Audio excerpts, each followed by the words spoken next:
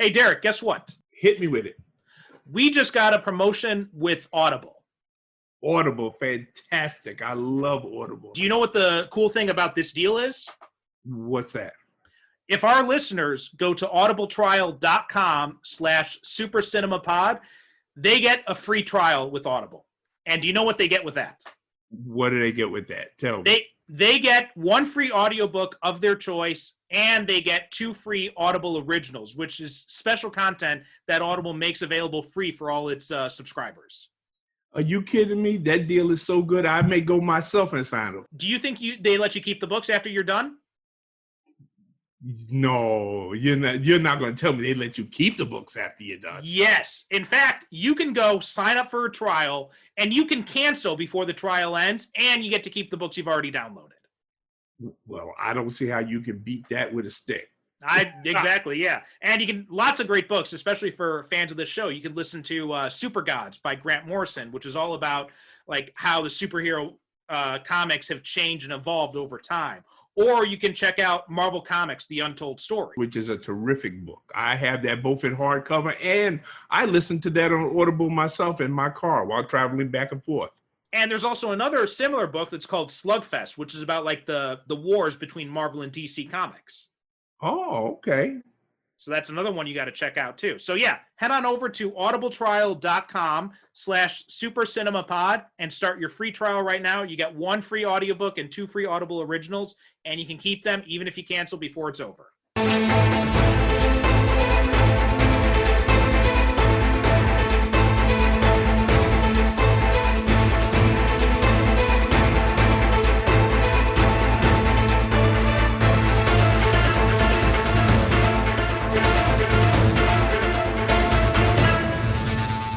Hey, you want to see something cool? I pulled something from Dad's archives. Oh, timely.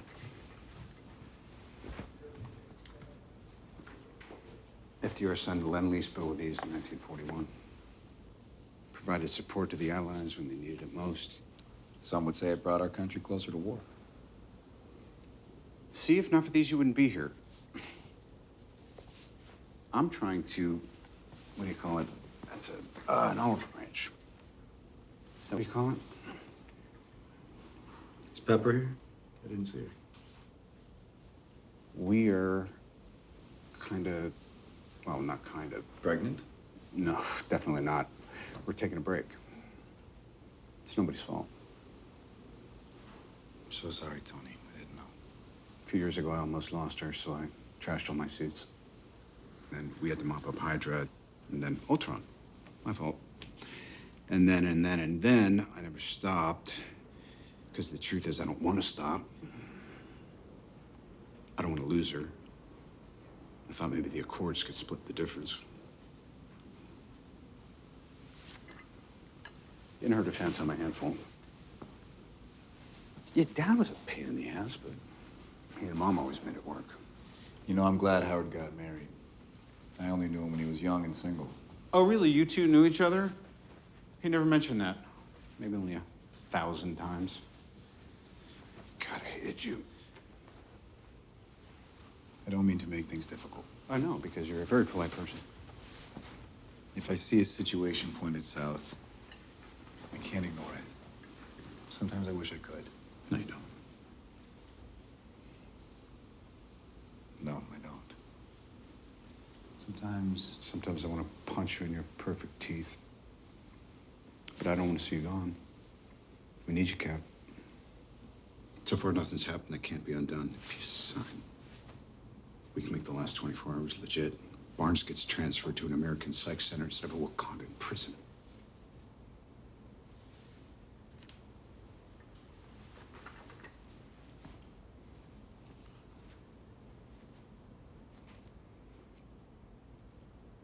I'm not saying it's impossible, but there would have to be safeguards. Sure.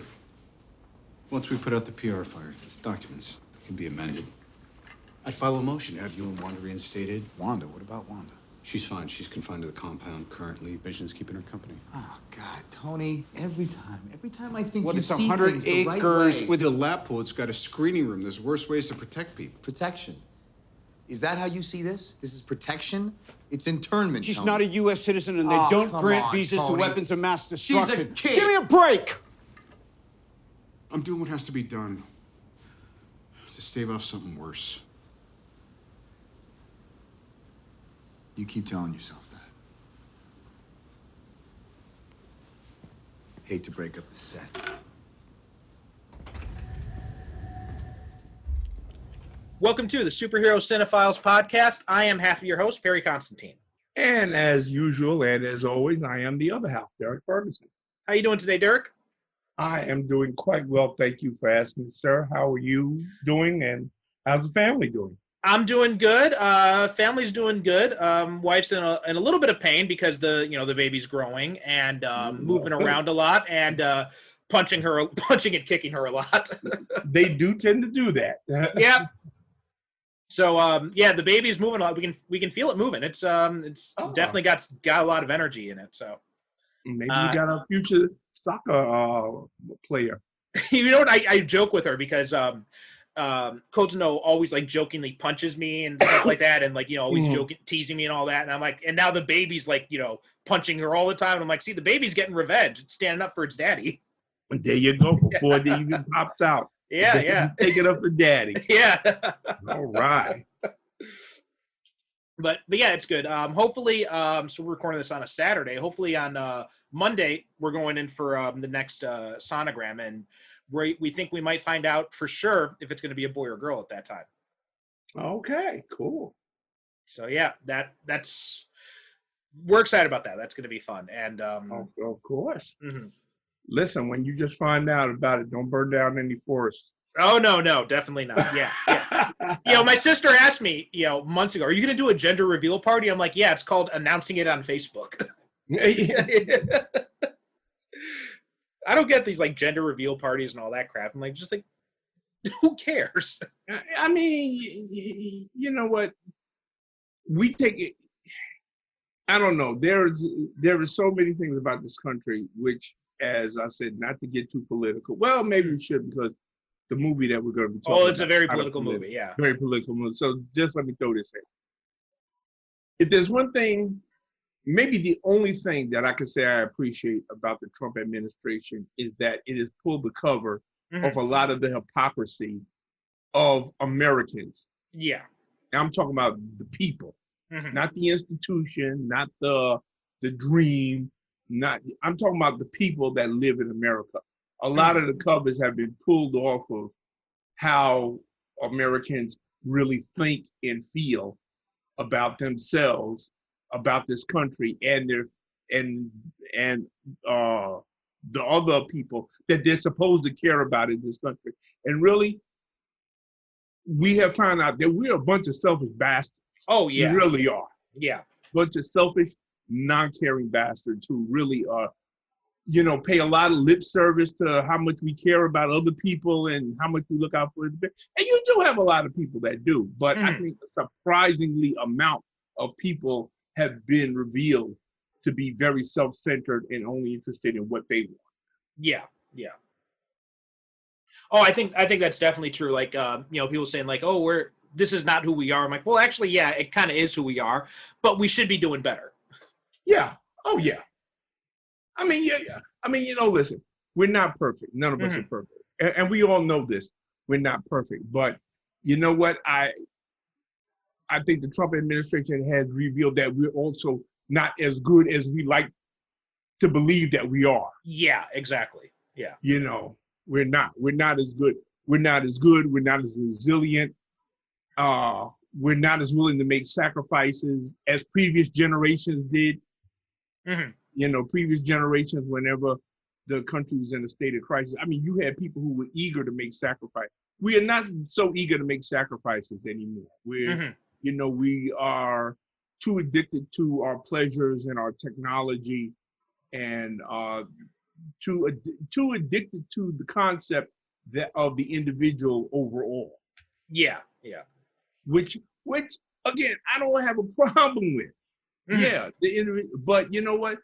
Sometimes I have seen and read instances during this pandemic where people have taken this notion of the individual a little bit too far. Oh, you know, definitely. Yeah. You know, Yeah. you know, there's this old saying that your right to swing your fist ends where my nose begins. Yeah. Yeah. That's And a good. That's and that's pretty much what I believe. Oh, definitely. Yeah. As long as you're not hurting anybody, that's fine. Do whatever you want. But when you're starting to, cause problems for other people, then that's when you're taking it too far. Yeah, exactly. You listen, and and my wife will tell you, I'm pretty much a live and let live guy Mhm. to a fault.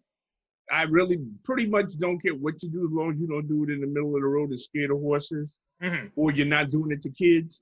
But some of the stuff that I've seen and read, it's like, okay, it's opened up my eyes to a lot of stuff Mhm. that I thought and really I've lived through a lot. I thought I'd seen it all, but the general selfishness of Yeah. Americans is really something to behold. Mhm.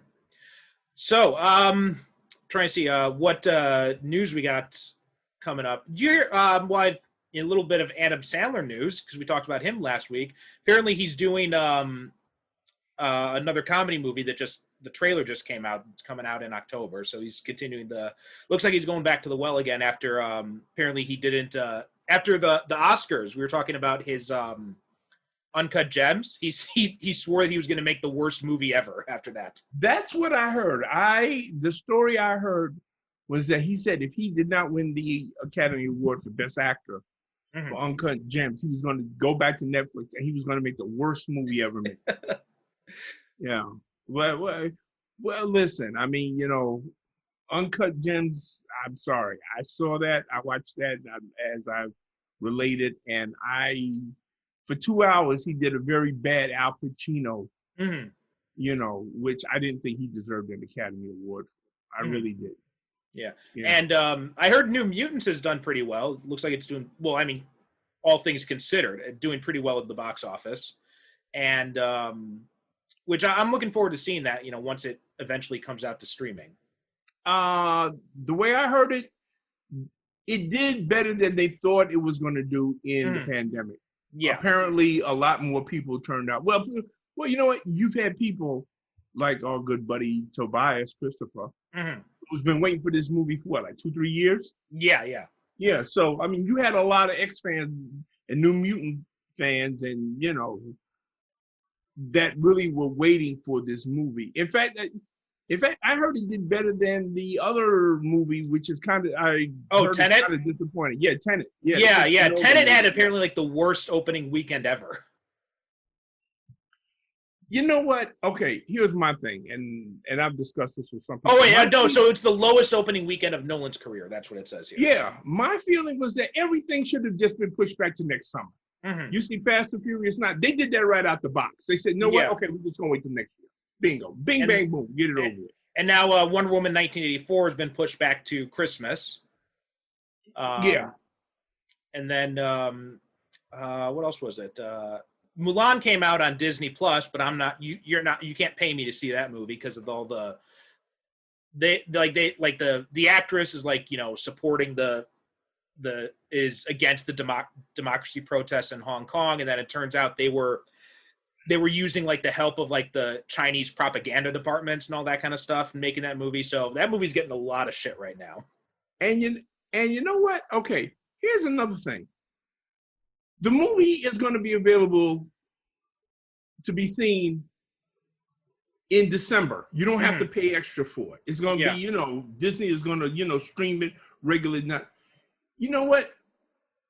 And I've had people tell me, yeah, well, you don't have kids. You don't understand. I said, listen, kids are not. My kid would have just had to understand. Listen, there's a pandemic on. Daddy's not working. Money ain't coming in like it. You just got to wait till December. Yeah, yeah. Go back and watch the animated movie. Yeah. and when December comes, you'll see it. Really. And from everything I've heard, it seems that the animated movie is a much better choice to watch anyway. I know people who have seen it, and they actually were kind of really surprised because they said this is not a kids movie at all. It's like a straight war movie for grown-ups. Yeah. That's what they were saying. They said they were watching, with their kids, and their kids was like, this isn't Mulan. Where's the cute dragon? Where's the song? Where's all the happy? Where's Eddie Murphy? Right, exactly. This is, they said this is more like a straight up and down serious war movie. Mhm. So a lot of people the movie's getting its share of controversy. Yeah. And what else is going on? Oh, I got to see Bill and Ted, the Bill and Ted Face the Music. Oh, how is that? Oh, it's so much fun. It's so good. I've been holding off on seeing that until I get some feedback from it. Even though, you know what, I loved the first movie. The second movie, I liked it. I didn't love it, but I love the first movie. So you know what, I say give the second movie another chance, because it's actually so much better than a lot of people remember or give it credit. Oh, it's not a bad movie. Yeah. I mean, I just didn't. But I'm planning on watching all three anyway. I'm just waiting until I get stop running around and I get an afternoon that I can really sit down and just watch the whole trilogy. Mm-hmm. And so that's all I'm waiting for. But so far, I mean, you just said it was pretty good, and everybody I know that's seen it said the same thing. They said, "Oh man, you're gonna love it." Yeah, it's wonderful. It's a wonderful movie. Seeing it. Yeah, so much fun. All right, okay, but and speaking of good movies, now we're going with my pick for this week, which I wasn't intending to pick this, but once we learned about what happened to Chadwick Boseman and how he passed away, sadly and tragically, I figured this is the best time to do this movie, because we already covered Black Panther a few months back when we were doing Black History Month, and right. So we decided this time, we can't do Black Panther again, so instead, let's do the superhero movie that his second biggest movie in as far as screen time goes in at Marvel, and that's Captain America: Civil War. Yeah, well, this was the movie where we actually see him as the Black Panther for the first time. Yeah. So this is his debut in the Marvel universe. And this was actually my introduction to him as an actor, because I'd never seen anything else he'd been in before this. Neither had I. I don't really recall to see. Well, yeah, he didn't. I mean, he didn't get his other movie roles like 42 and Get On Up and Marshall. And Marshall. He didn't get them until after this one. Didn't 42 come out before this? I'm pretty sure 42 and Marshall came out before this. I'll take your word for it. Okay. I don't recall, but like you said, yeah, this was this is the first movie. Let me put it this way: this is the first movie I remember seeing. Yeah. 42. Okay, so 42 was 2013. Get On Up was 2014, and Marshall was 2017. So Marshall came after this one. Okay. So, but 42 and Get On Up were before this. Okay. So yeah. But yeah, and then he did some other stuff too. Like he was in Spike Lee's what was it? It was direct to Netflix, wasn't it? The war movie he did. What was that? The Five Bloods? Yes. Yeah. Yeah, but that just came out recently. Right. Yeah. I'm not talking about before that. I'm just talking about other stuff he's been in. Oh yeah. No, I mean he did that, and he did this other movie. I can't remember the name of it, but he plays some dignitary or something going for like tracking down people who killed his sister or something for revenge. I can't remember the name of it. Message to the King. Message to the King. Yeah. Yeah. Okay. Yeah, I did see that. That was on Netflix. I saw that on Netflix. Yeah. How was that? That was very good. I like that. Yeah, I like that a lot. I remember seeing that and watching the trailer. And I'm just like, holy shit! This is Black Panther in Harlem or something like that. Yeah. Exactly. Yeah. It's a good one. I'm trying to think of why I didn't see Get On Up in the movie theater, because I didn't see it until it was on. Did I see it on Blu-ray or did I see? For some reason, I don't remember seeing it in the movie theater. And I'm a huge James Brown fan, And I heard good things about the movie, but for some reason, I didn't see it in the movie theater. As a matter of fact, I didn't see it until after I saw this movie, and then I saw Get On Up. Okay.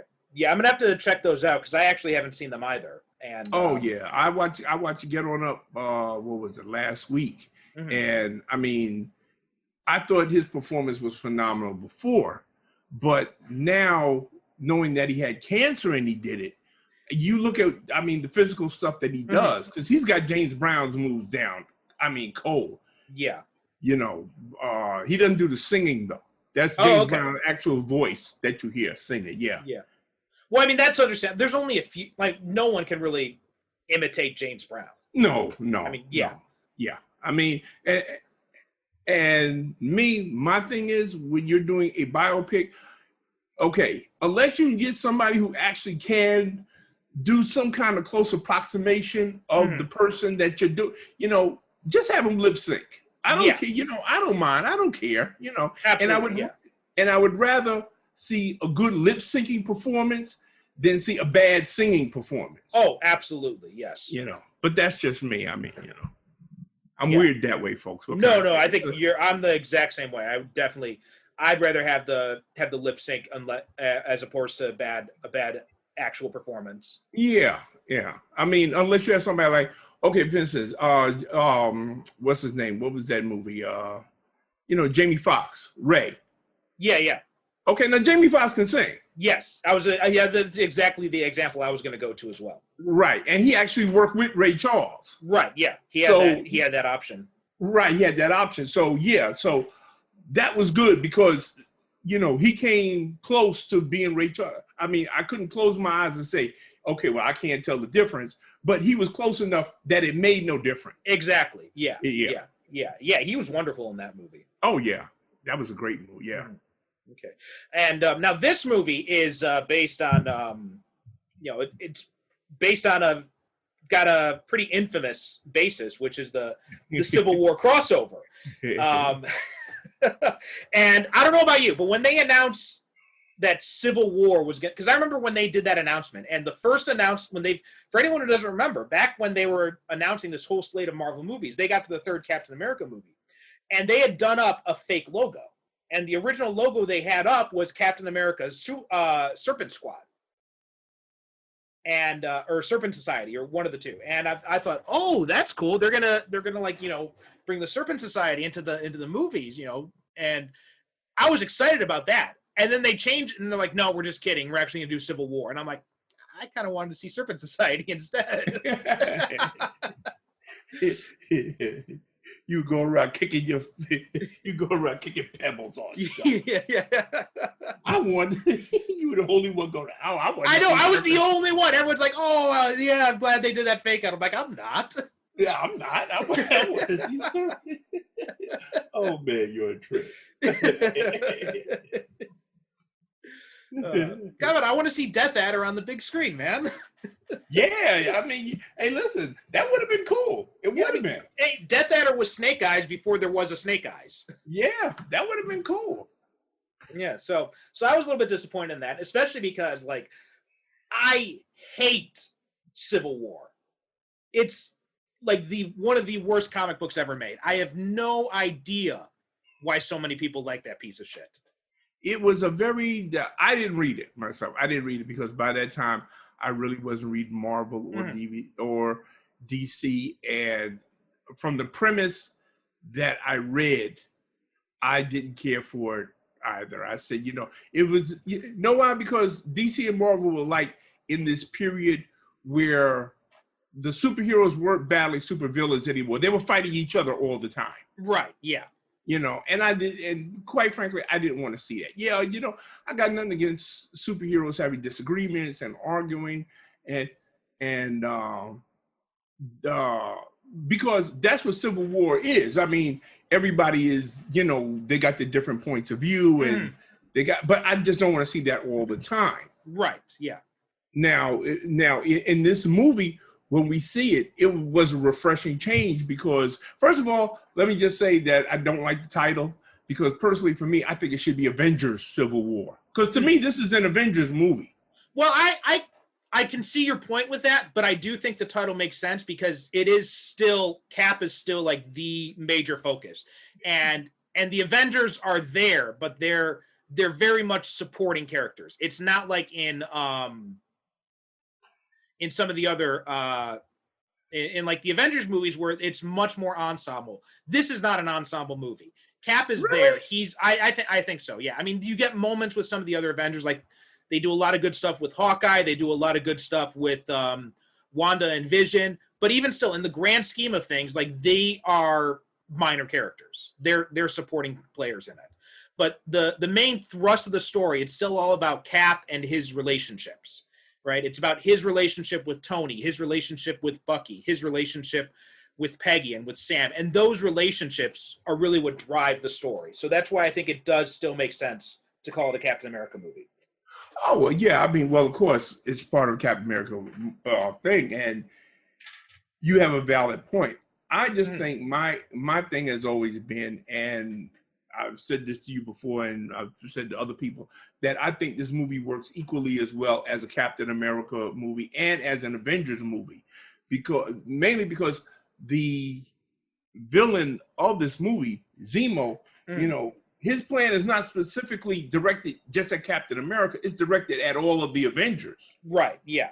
So to me, that's why I think it would. If it was just directed just at him, and the Avengers happen to get caught up in the fallout, okay, I could see that. But his plan is directed specifically at the Avengers, and the thrust of the plot, which is the Avengers being regulated by the world governments, because they feel that they're getting out of hand. It concerns all of the Avengers, not just Captain America. Yeah, but my thing is that plot, it's sort of a MacGuffin, right? It gets the story moving, but really the story's not really about the Sokovia Accords, because the story of the Sokovia Accords, it's not resolved at the end. It kind of gets lost in the shuffle. I will agree with you there. Right. It kind of gets lost like halfway, because I mean, let's face it, they pretty much ignored it anyway.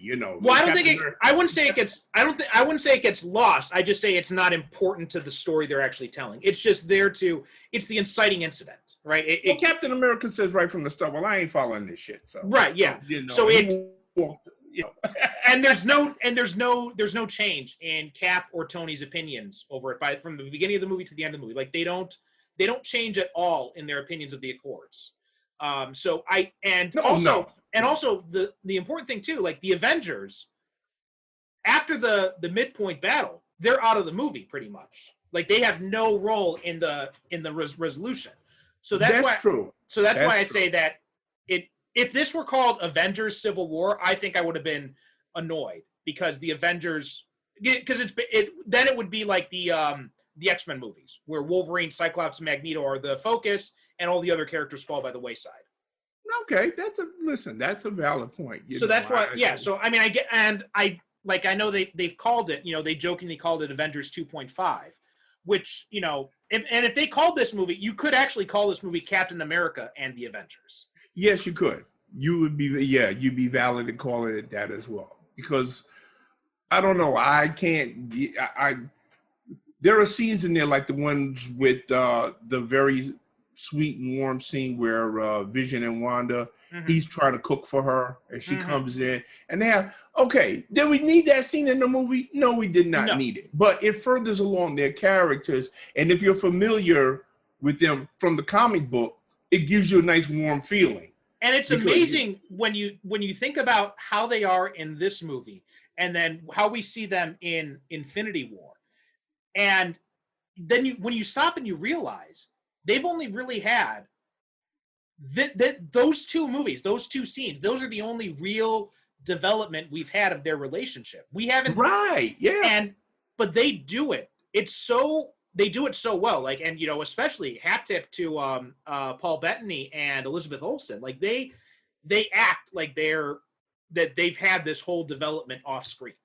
Exactly. It's it's just a wonderful little scene that's dropped in the middle of all of this heavy drama. And like I said, it's not necessary. We didn't need it, but I'm glad it's there anyway. Right. It never feels forced.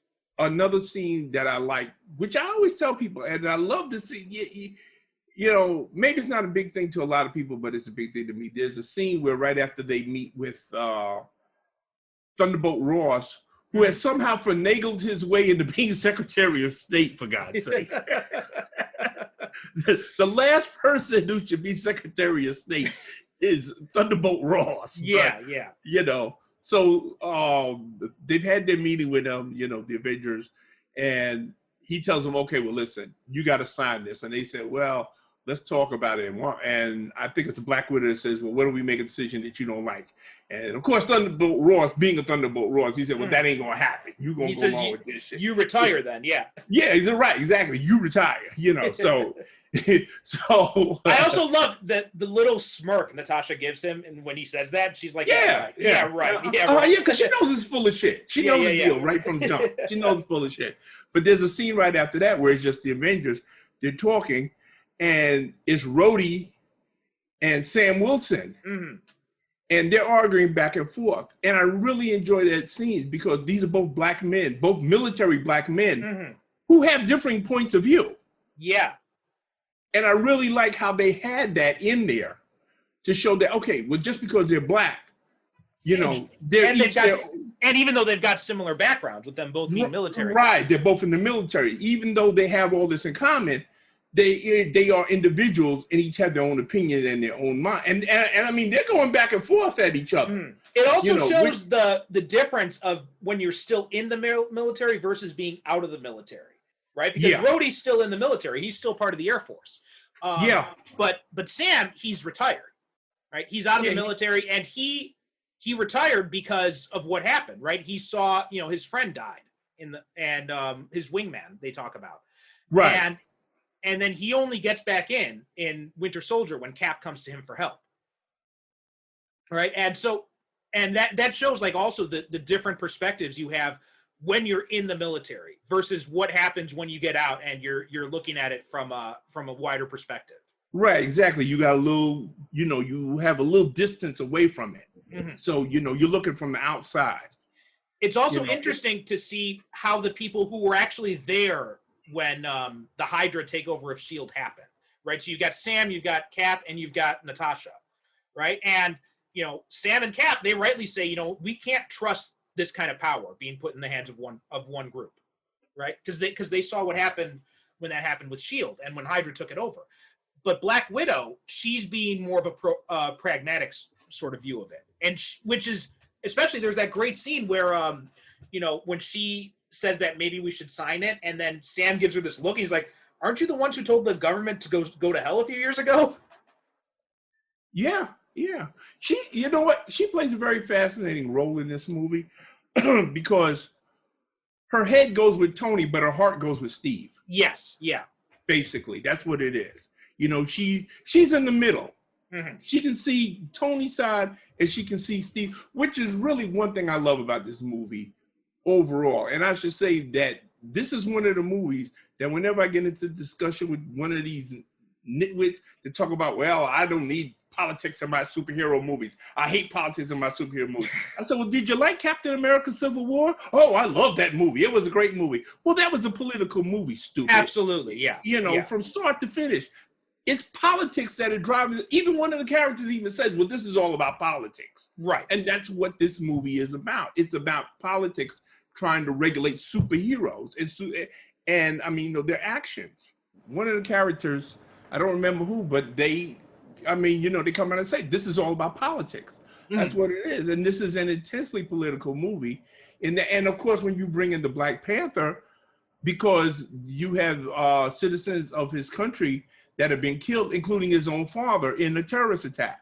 Okay, yeah. Which is how he gets involved. Right. The plot. So, yeah. So, it's all, and I should mention we were also introduced to Everett K. Ross in this movie, too. Right, yeah. By Martin Freeman. Right. Who we mentioned when we were talking about Black Panther, who plays a very different role. Like, especially in this movie, I thought he was much more like Henry Peter Gyrick. Yeah, he was much more like a S.H.I.E.L.D. agent. Yeah. In fact, I kind of thought it was a missed opportunity to not just go ahead and call him Gyrick. Yeah, because that's he acts much more like a hard ass in this movie than he does in Black Panther. Right, he softens a little bit in Black Panther, but even still, he is still that he does still have that harder edge. Like, he is definitely not Everett K. Ross from the comics. Because it's even in Black Panther, it's even kind of hinted that they've had some kind of friendly type of relationship, because when it's during the casino scene. Right. Well, because they mentioned, T'Challa is the one who brings in Zemo. He's the one who takes down Zemo. He stops Zemo from killing himself at the end of this movie. And then it cuts to him being in Ross's custody. And then we don't find out what happened until that casino scene in Black Panther when when Ross says, and when T'Challa says, hey, cut me a break, I gave you Zemo. He's like, yeah, Right, you gave yeah. me Zemo, and I didn't tell the rest of the world that the king of a third world country runs around in a cat suit. Right, exactly. Yeah. Yeah. So it's a nice little thing that play, and I always appreciate stuff like that. Like I said, it's stuff that they don't have to do. Mm-hmm. But I do appreciate it when the writers take time and say, okay, well, you know what? It'd be cool if we stuck this in here just so that people know, yeah, okay, these guys, they know each other. Right. They have history. Yeah. And I want to go back to talking about the beginning. So first, talking about the conflict that drives this movie is the conflict between Steve and Tony. And I want to compare that to the comics because, like I said, the Civil War comic, it basically twisted the characters to fit what Mark Miller wanted to do with the story. So you have, and it was not even the what you think of as the Marvel Universe versions of Steve Rogers and Tony Stark. It was basically the Ultimate versions, right, from the Ultimates comic book.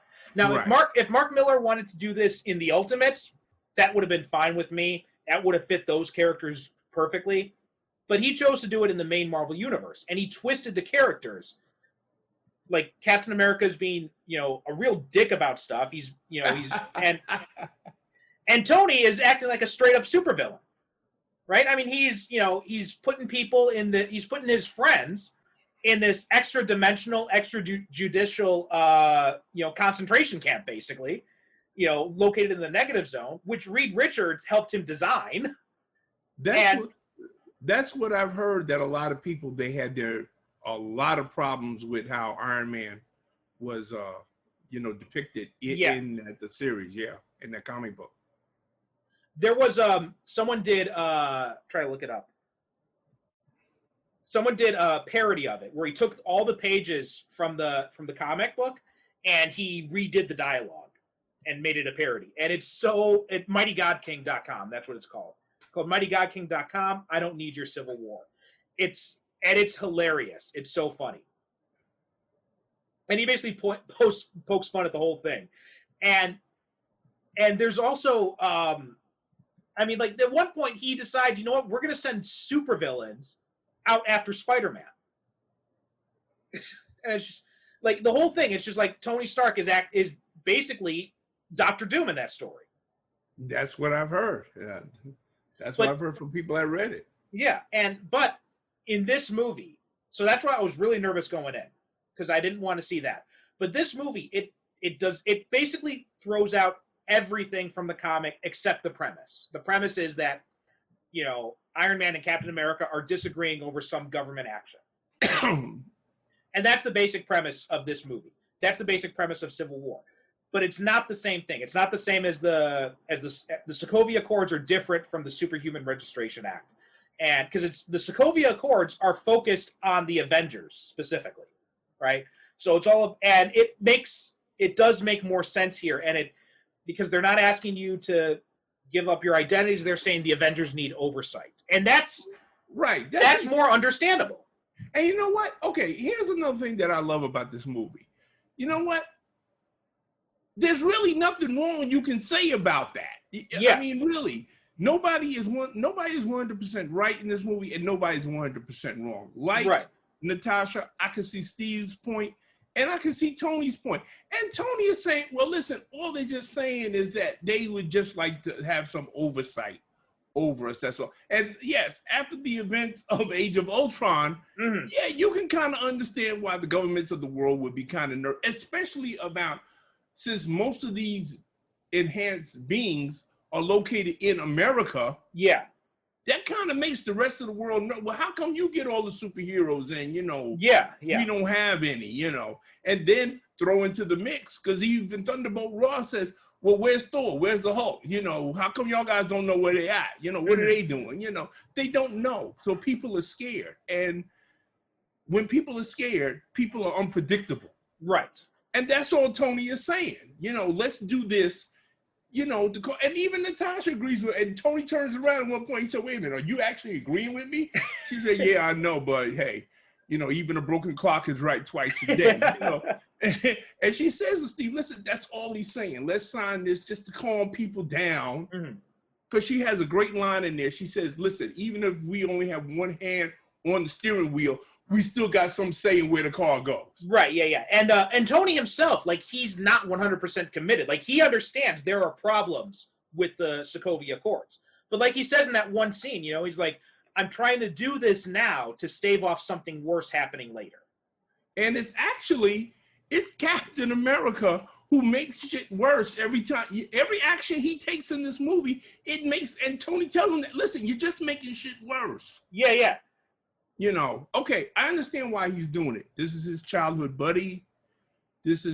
But people are telling Steve quite rationally, listen, he is a brainwashed mass murderer. Mm-hmm. We need to have him in custody. Yeah. And Steve has got this thing, well, that wasn't him.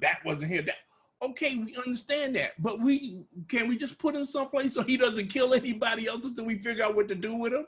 Yeah. And it's like Steve is completely opposed to that, 100%. Well, no, he's not exactly opposed to that. What he's opposed to, his whole thing is he's worried that if other people go after Bucky, that he thinks that he'll have the best chance to bring in Bucky without anybody dying. Because when they bring him in, right? It's not, he doesn't go rogue in Germany because they've got Bucky in prison, right? He's fine with Bucky being in prison. It's when shit goes south that he realizes, wait, there's something wrong here. Yeah, there's something else. Yeah, there's, Zemo has got, Zemo, I love this guy in this movie. Mm-hmm. I mean, you know what? He's not flashy. To me, he's like the perfect supervillain. He really is. Because he doesn't wear a costume. He doesn't do anything flashy. He just works quietly behind the scenes, manipulating.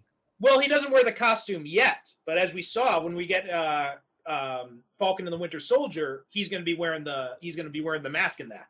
Yeah, I can't wait until he comes back. I'm looking forward to that. Yeah, and the actor that plays him is great. What's his name? Daniel Bruhl. Daniel Bruhl from what was it from? Oh crap! It's right on this. Inglourious Bastards. Yeah. And he was also in a really good German movie about the fall of the Berlin Wall. I really liked in this movie how Goodbye Lenin. That was Goodbye Lenin. He was also in that. That was a really good movie. I really like how Zemo is so calm and methodical and rational. Even at the end when he's, the Black Panther, he's standing there and he's explaining, why he said, well, listen, I know I couldn't kill the Avengers. I don't have the strength, the powers, and the capability to do that. So the only thing I could do was get them to kill each other. Right. He has that really great line when he says, an empire destroyed from outside can be rebuilt, but an empire that crumbles from within, that's dead. Yeah. I mean, we've seen enough superhero movies where the supervillains just try to use brute force. Mm-hmm. And then, no, this guy was really doing some really off the hook manipulations behind the scenes here. And it worked. Yeah. We actually get to see a supervillain whose plan works. Mm-hmm. Yeah. A lot of people don't recall that about Civil War, but I would say, never forget, the supervillain won in this movie. He really did. He won. And the same thing in the comic books, too. The supervillain won, right? Captain America ends up dead. Iron Man's in control of S.H.I.E.L.D. The superhero community is divided. And the Registration Act is still in effect at the end of Civil War. Mm-hmm. And it does eventually lead down into, in the comic books, there was the Dark Reign story where Norman Osborn gets control of S.H.I.E.L.D. and the world security and all that, which I thought it was crazy to paint Norman Osborn as like this Lex Luthor type of character, because that doesn't suit that guy at all, because he's a fucking nut job. But you know what? I back then I was saying at the time, you know what? I could buy the Dark Reign premise if it was Zemo. Yeah. And if they had eventually gone down that, I don't know if they'll ever do that, but if they eventually do go down that route in the movies and have Zemo be like the Dark Reign figure, I think that would be awesome. And I never bought, but I think that what happened, somebody at Marvel said, well, Lex Luthor is a real popular character over there. How come we don't have our own Lex Luthor? And somebody said, oh, well, we do. We got Norman Osborn. You know what? You know what? You know what I think it is. I think it's because it was Brian Bendis who was doing Avengers at the time, and you know what? I love Bendis's work on Spider-Man. I love his work on Daredevil. In fact, I just got his Ultimate Spider-Man. The entire run was just on sale in Comixology, so I bought all the trades and I'm rereading through them now, and it's a great series. But he just basically all he knows is really Spider-Man, Daredevil, and Luke Cage, and that's really like all he really knows. He doesn't really have a feel for the Avengers, and so when he did Avengers, he kept throwing Daredevil and Spider-Man villains at them, and so like he had them fight Venom, he had them fight the Hand, he had them fight Electro, and he had them fight Norman Osborn then, and it's like and I'm saying if you would just change your ideas a little bit instead of using Norman Osborn. And if you would use Zemo, your story would have made 100 times more sense. A whole lot more sense. Yeah. I'm glad you mentioned Spider-Man because you're much more of a Spider-Man fan than I am. Mm-hmm. This was also, Spider-Man was also introduced into the MCU in this movie. Yeah. What did you think about that? Oh, I loved it. I was nervous at first because, again, like other characters in the comics, Spider-Man's role in Civil War was terrible, right? He compromises his whole thing about, protecting his loved ones by keeping his identity secret because Tony tells him, well, we need you to go out and reveal your identity to the world as kind of like a message that, it's okay to come in and sign and register. So now Peter's whole thing was, if people find out who I really am, they're going to come after my family. And what happens right after he does that? Aunt May gets fucking shot.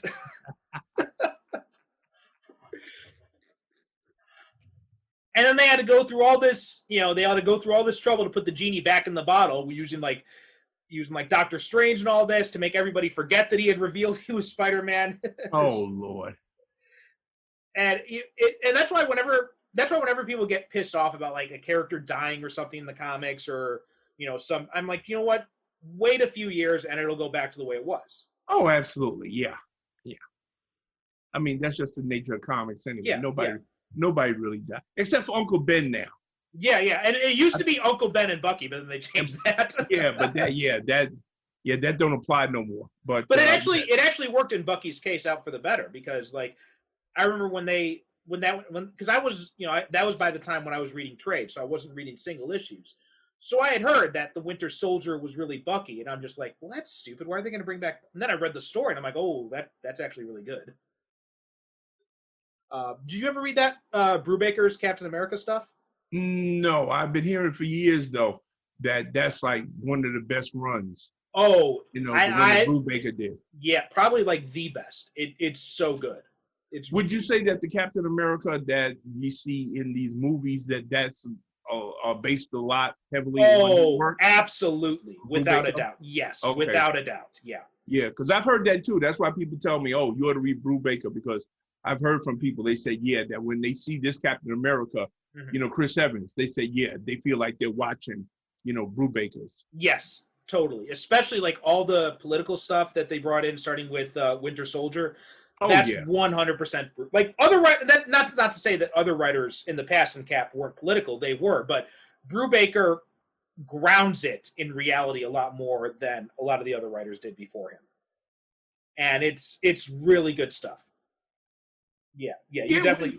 And plus, like the artwork is amazing. Steve Epting does the artwork in it, and it's got this very like spy movie feel to the whole thing. Okay, looks like Comixology is going to. You gotta, yeah. You gotta check out that series. It's so good. as if they don't have enough of my money already. Yeah, tell me about it. But hey, by the way, Comixology, if you're listening to us, we plug you guys all the time. So how about you give us a little bit of advertising support?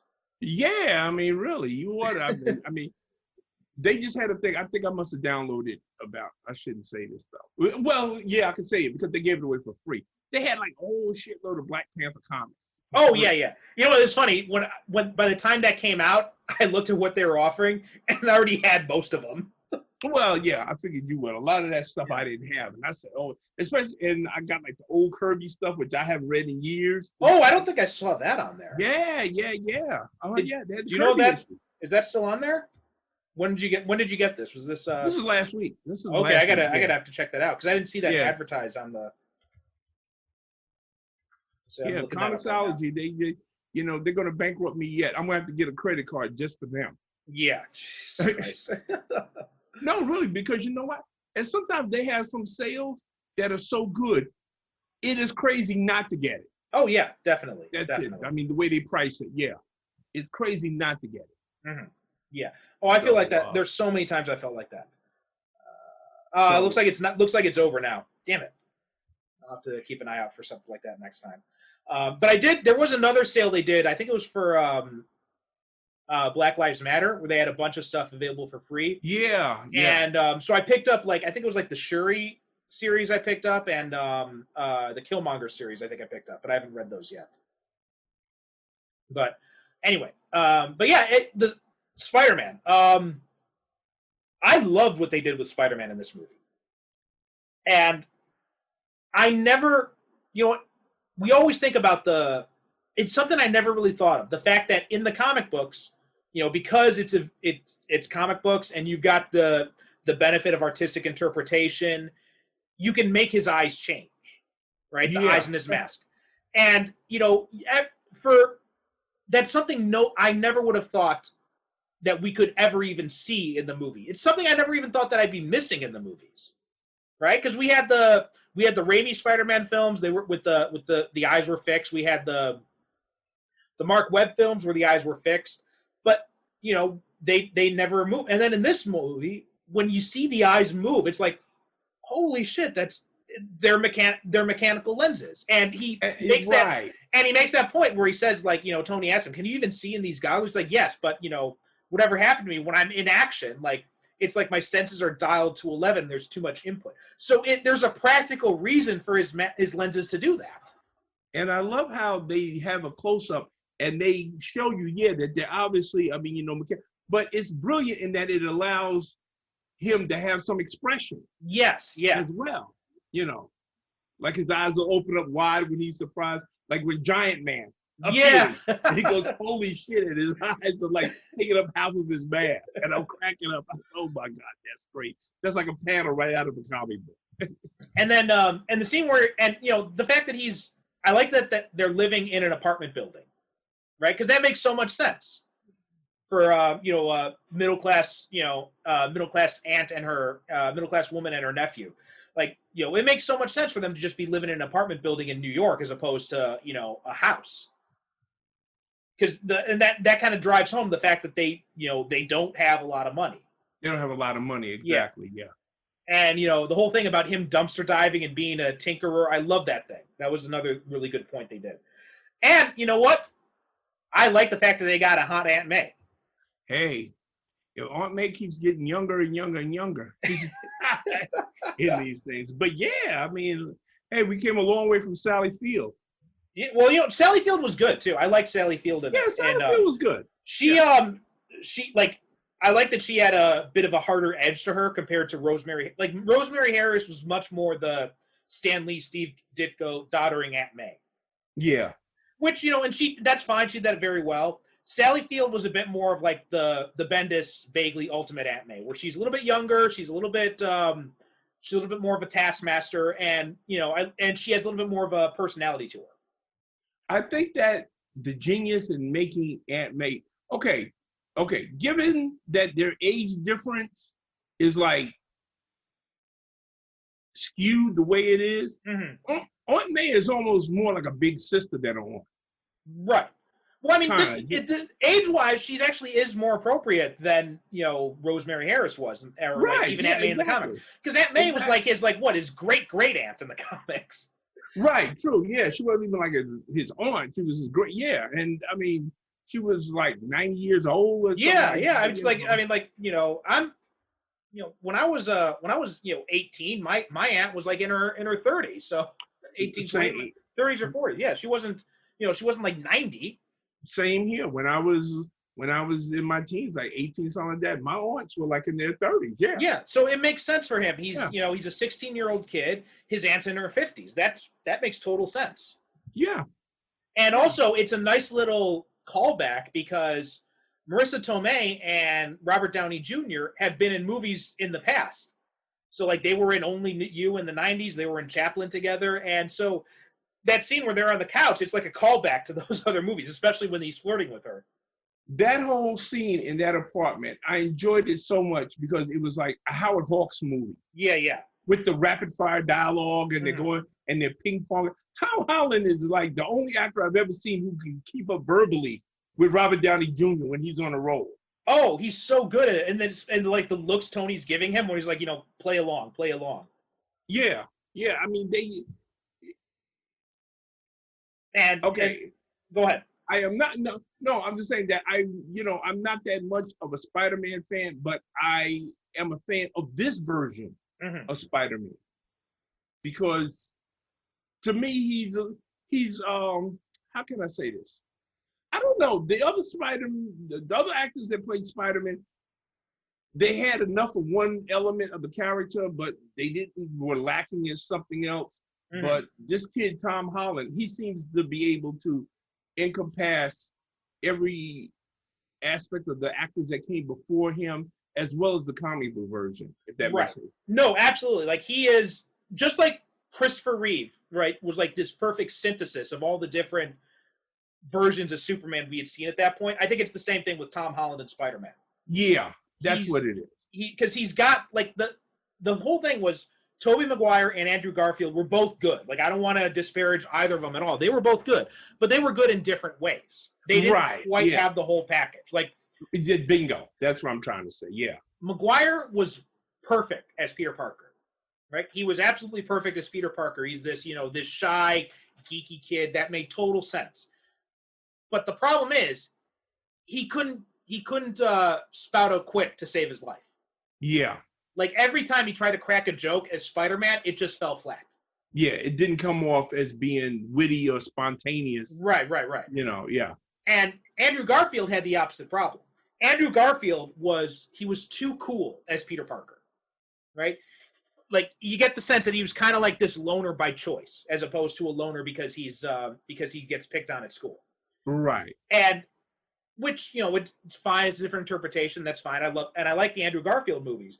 But when it came to Spider-Man, he was perfect as Spider-Man. Like, he had the quips, the humor, all of the sarcasm, all of that. He had that down pat.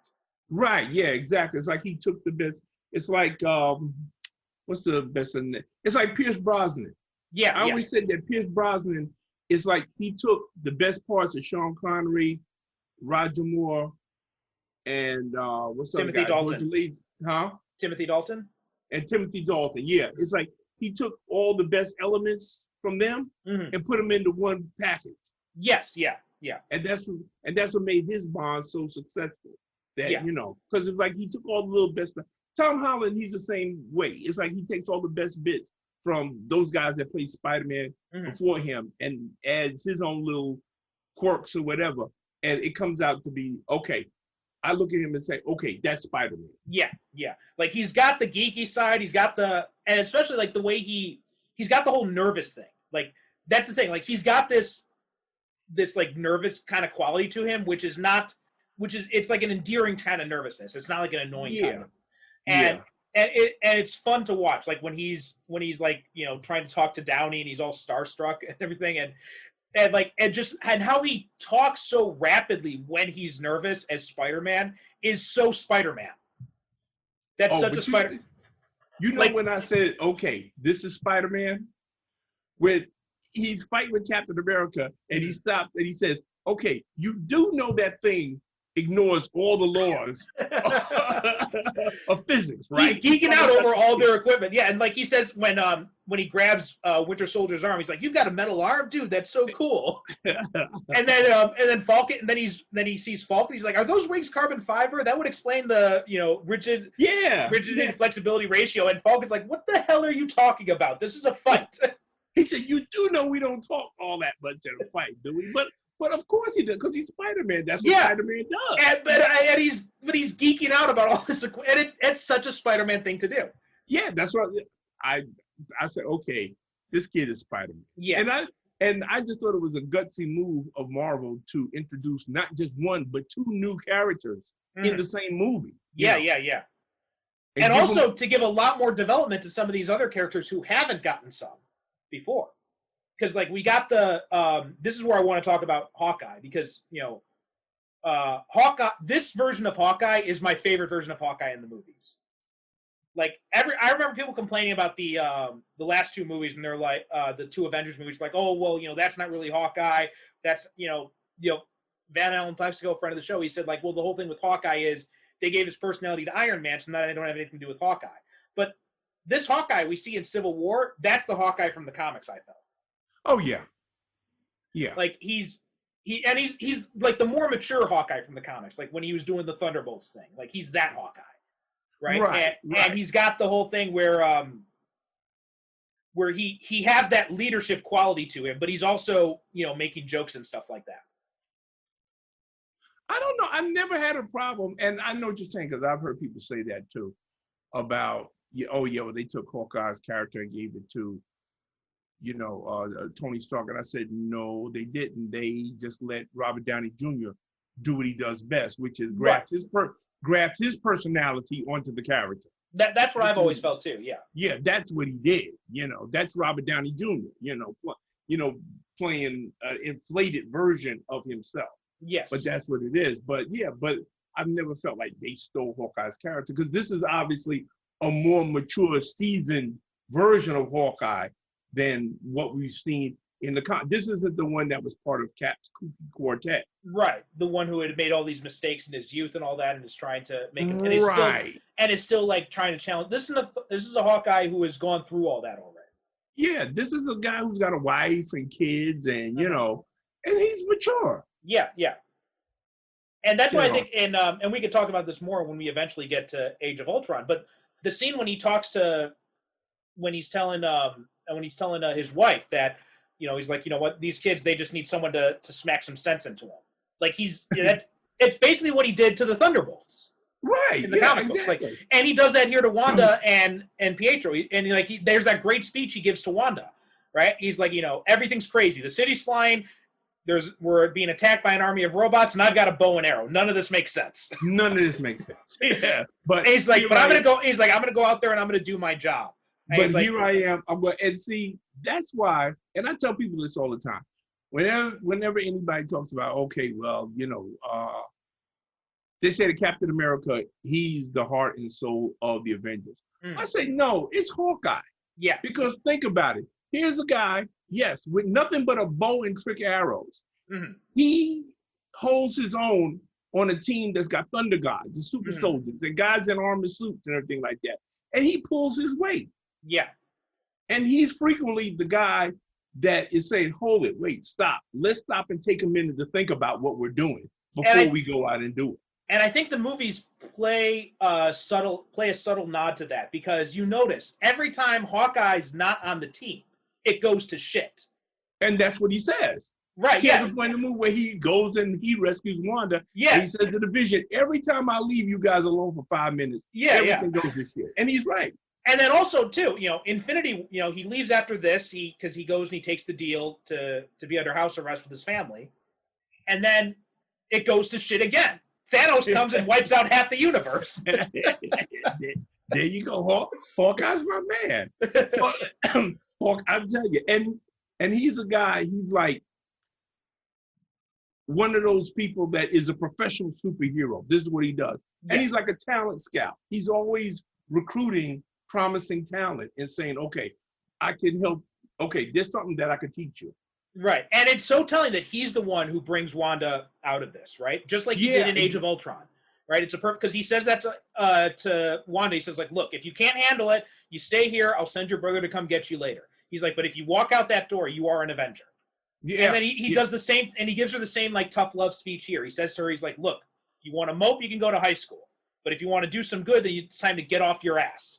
Exactly. And see, I heard that. I say, okay, that's Hawkeye. Yeah. That's all. To me, he's Mr. Avengers. Yes, yeah. He is. To me, even more than Captain America. He is Mr. Avengers. And we get one of my favorite callback moments to the comics in this movie too, because when they announced this movie and they said that Hawkeye's going to be in it and Ant-Man's going to be in it, I'm like, they got to have the scene where the famous Avengers cover where Hawkeye fires an arrow with Ant-Man on the tip, and I'm like, they got to have that scene in the movie, and they did it. They did it. When I saw this in the movie theater, and they had that scene where Hawkeye, he's got the arrow and it pulls back, and we say Ant-Man, he's good. Oh God! There was a good number of us that jumped up and screamed. I did that. Yeah, I'm like, yes, yeah. And everybody else was looking at us and said, "What are you screaming for? What is that?" Because they didn't know, of course. Yeah. And I had to explain to my wife later on because, of course, she thought I was having a heart attack. Yeah. And I even dug out the comic book and showed it to her because I have it. And I said, "Look," I said, "this is like one of the most iconic comic book covers of all time." Yeah. I said, and they did it. Yeah, and also I love the line where he says to T'Challa, where he meets T'Challa, and T'Challa, like, he fires the explosive arrows. T'Challa grabs them with his hand. They blow up right in front of his face, and T'Challa just casually drops them. And then Clint's just like, "Oh fuck." And then he turns his bow into a staff, and he's like, "Oh, we haven't met yet." I'm Clint. So cool. He turned into his bow. He's like, and it turns into a staff. I said, "Get out of here." and he's trying to make casual conversations like, "I'm Clint," and T'Challa's just like, "I don't care." Oh no, he ain't. No, T'Challa ain't into this shit. No, he. Ain't. But you know what? The great thing about that is that it comes back in Endgame, because when in the big epic battle fight scene, Clint's got the Infinity Gauntlet, and T'Challa jumps out in front of him. And he says, "Clint, give it to me." Right? It's a callback to that when he introduced himself as Clint. Ah, okay. Yeah, because that's how he didn't introduce himself as Hawkeye. He introduced himself as. That's right. Yeah. So that was like it was like kind of like T'Challa's way of apologizing for being a dick the first time they met. Well, you know what? That's the good thing about this movie is that everybody gets to be a dick at some point in this movie. Yeah. Nobody is left out. Even the characters who we normally don't think of as indulging in dickish behavior, they do. They have one scene at least where they do. I mean, of course, we expect Tony Stark to be a dick from start to finish. But the thing that I like about that is that he isn't necessarily wrong.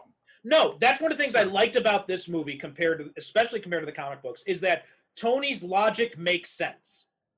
Right? You understand why he's doing. In fact, he's not sending supervillains after Captain America. In fact, he steps in and tells Ross, "Look, don't send military guys after him. Just let us go." Yeah, I'll go get him. I'll talk to him. I'll bring him in. Because Ross is being a bigger dick than he is. Oh, no. Right. I want Rogers. I want this one. I want that one. And even says to them, when he meets Cap at the airport, he says, "Look, you're going to come with us because it's us. Or if it's not us, then it's going to be a bunch of JSOC guys who aren't going to be so polite." Yeah, exactly. And may I say again, I think I might have mentioned this before, but if I hadn't, is that the only thing wrong with William Hurt's performance as Thunderbolt Ross is that I've seen Sam Elliott play Thunderbolt Ross. And to me, he was like the perfect Thunderbolt Ross. But William Hurt is very good. Don't get me wrong. Because he's William Hurt. It's like, like we were talking about with, you can't get Christopher Reeve to play Superman again, but you can get Brandon Routh or Tyler Hoechlin. They're not going to be as good, but they're still pretty good. Exactly. And it's the same thing with Thunder. Like, if you can't get Sam Elliott back, then William Hurt is a perfectly fine substitute. Perfectly fine substitute. And I really enjoy every time he come on stage. I said, because I know he's going to say something that's just going to piss everybody off. It's like that's his sole purpose in the movie, to piss people off. And I'm also glad that he came into this, because this, completely, because everybody doubted, a lot of people doubted that Incredible Hulk was part of the MCU. Even though, because the only reference to it really was in Avengers when Bruce says, last time I was in New York, I kind of broke Harlem. Yeah, right. And that's the only reference to it. But in this movie, this is the first actor, and so far the only actor from The Incredible Hulk who has been in an MCU movie. Right. So I'm really glad they brought him in for that. And and they give a reason why we haven't seen him until then, because he says, I had the heart attack. I had the heart attack, right? He goes into that thing where he explains that he was on the golf course. Yeah. And then he had to recover. Yeah. And then apparently what happened when he got better, they made him Secretary of State. They gave him but like I said, Thunderbolt, really? You gonna make this is the least diplomatic guy I can think of, and you gonna make him Secretary of State? But But apparently he grew into the job. So hey, that's the whole thing I like when he said his explanation about being having the heart attack and everything. He says it gave me something that all my time in the military never gave me, and that's perspective. Right. And so you get the sense that even though he is still a hard ass, right, but he's learned to be a little bit more diplomatic as well. Is kind of the sense I was getting.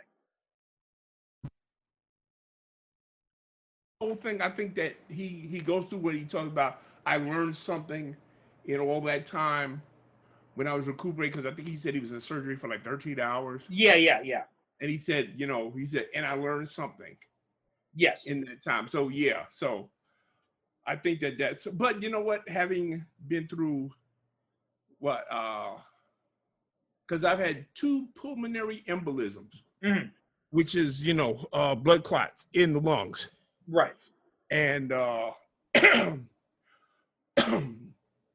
second one I had, the doctor told me, he said, quite frankly, we don't know how you survived the first one, much less the second one. So I can say safely that something like that, it does change your outlook on life. Right. Yeah. So so when I heard that line, it rang true to me that he would say that, when he said, I had a lot of time to think. And also, you know what, that makes up for any inconsistencies in his character. Well, not inconsistent, but what might be perceived as inconsistencies. Right, because his character is slightly softer. And this one, right? Yeah. And I also want to go back, something I forgot to mention when we were talking about Spider-Man, and that's one of my biggest issues with people who talk about this movie and talk about the MCU in general and Spider-Man the MCU, is they say that they've taken away Uncle Ben, but they haven't. Like his whole speech to Tony, because Tony asked him, why do you do what you do? And Peter says to him, he's like, because when you can do the things I can do, and then the bad things happen, and when you can do the things I do and you don't, and then the bad things happen, they happen because of you. He was talking about Uncle Ben in that scene. But everybody's always like, oh, there's no Uncle Ben. There's no Uncle Ben. I'm like, yeah, there is. That's what he's referencing Uncle Ben. We just don't need it spelled out for us because everybody knows Spider-Man's origin story already. Well, see, okay, I was just about to say that you know what? One of the things I liked about the way they introduced Spider-Man into the MCU through this movie is that they didn't go through the origin. Right. Because, I mean, really, let's face it. Who doesn't know Spider-Man's origin? And there are references to Uncle Ben throughout the movies he's been in. Like in Homecoming, when Ned finds out that he's Spider-Man, and he says, well, does May know and Peter says, no. May can't know, not after everything she's been through. Right. Yeah. That's obviously Uncle Ben. Her husband died. And then in Far From Home, when he's getting ready to go to Europe, the suitcase has BFB are the initials on it. The initials, right. So yeah, he is. Uncle Ben was here in this series. We just haven't seen him yet. Yeah, and I mean, really, let's be honest. Do we really need to see Uncle Ben? We know Spider-Man's origin. We know what happened, all that. To me, Spider-Man, the Hulk, Superman, Batman, those are 4 characters we should never see their origin again in film. Agreed. Because even people, my wife is no comic book fan by any stretch of the imagination. But you ask her about Superman's origin, Batman, she knows it. Right. Because everybody knows it. Exactly, yeah. So I'm with you on that. And you know what? I'm glad that they just brought Spider-Man in. They said, listen, okay, he got bit by the spider, yada, yada, yada. Uncle Ben got killed. Okay, fine, let's go. Yeah. You know all that. Let's go. Yeah. So so just to silence anyone who keeps saying that, oh, Uncle Ben's not. Yeah, he's in it. It's just, use your brain a little bit and listen to what he's saying, because there's a story behind his words. And that story is what happened to Uncle Ben. Yeah, but you know what will happen? Those same exact people that say that he's not in there, they will turn around and complain. Yeah, but they took 30 minutes telling the origin again. Yeah. Those same comic book fans, I've said it before, I say it again. It's impossible to make them happy. Don't even try. Mm-hmm. Yeah. All right. Just make the movie that you want to make and let the chips fall where they may. Yeah, I also want to talk about the Vision, because the Vision is another character who he's at his best in the whole MCU in this movie. Like, this is definitely the Vision from the comics. Yeah, he's very. You know what? I love the Vision when he's just sitting around in regular clothes talking. I love that. They have him in a sweater. It's so fun. He's got on, slacks and, penny loafers and, and he's just sitting around and he's just shooting the shit and he's talking and he's very natural and he's very relaxed and comfortable. Right. And he's also and it's funny just like how he doesn't get simple things like using a door. Like, he walks in through the wall and Wanda's like, Vision, we talked about this. And he's like, yeah, but the door was already open, so I thought it was okay. Yeah, I thought it was okay. Why not just walk through? And then after they finish, it cracks me up when he makes a point of saying to her, okay, I'm leaving now. And yes, I will be using the door. I said, little bit of snark there, huh, Vision? But also do I have to take just a little bit of snark in there?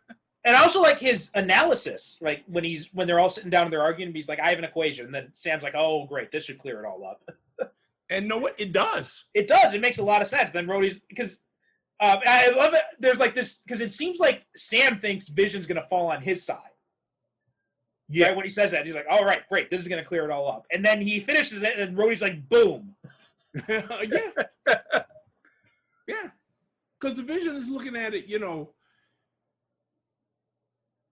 okay, he's looking from the standpoint of somebody who really, in some ways, he's like a child because he doesn't have that much experience with this world and with these people, but he's able to, he's looking at it very dispassionately. I guess this is what I'm trying to say.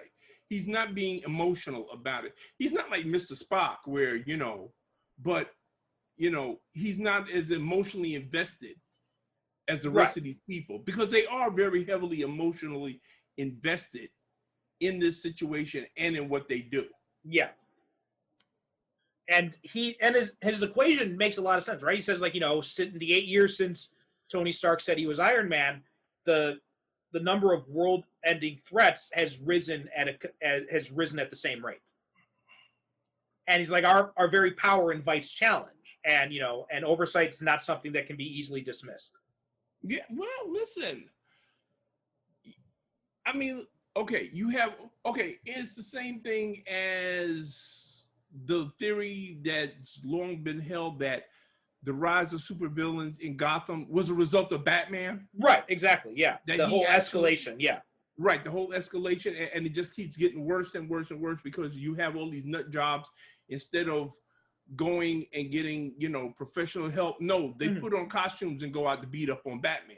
Right. Who in turn beats up on him. See, because in Gotham, that's how you solve your psychological issues. You put on a costume. You don't get help. And yeah, it cannot be denied that the threats that came about. I mean, for instance, Tony Stark was responsible for Ultron. Yeah. Himself, and I think it's very interesting.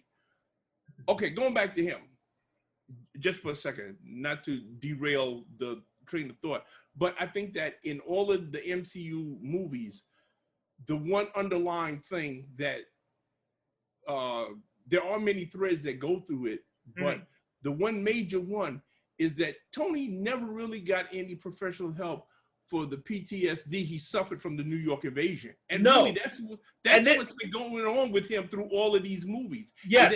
He's dealing with that PTSD, and he really never gets any help for it. He's trying to help himself through his technology, and it just doesn't work.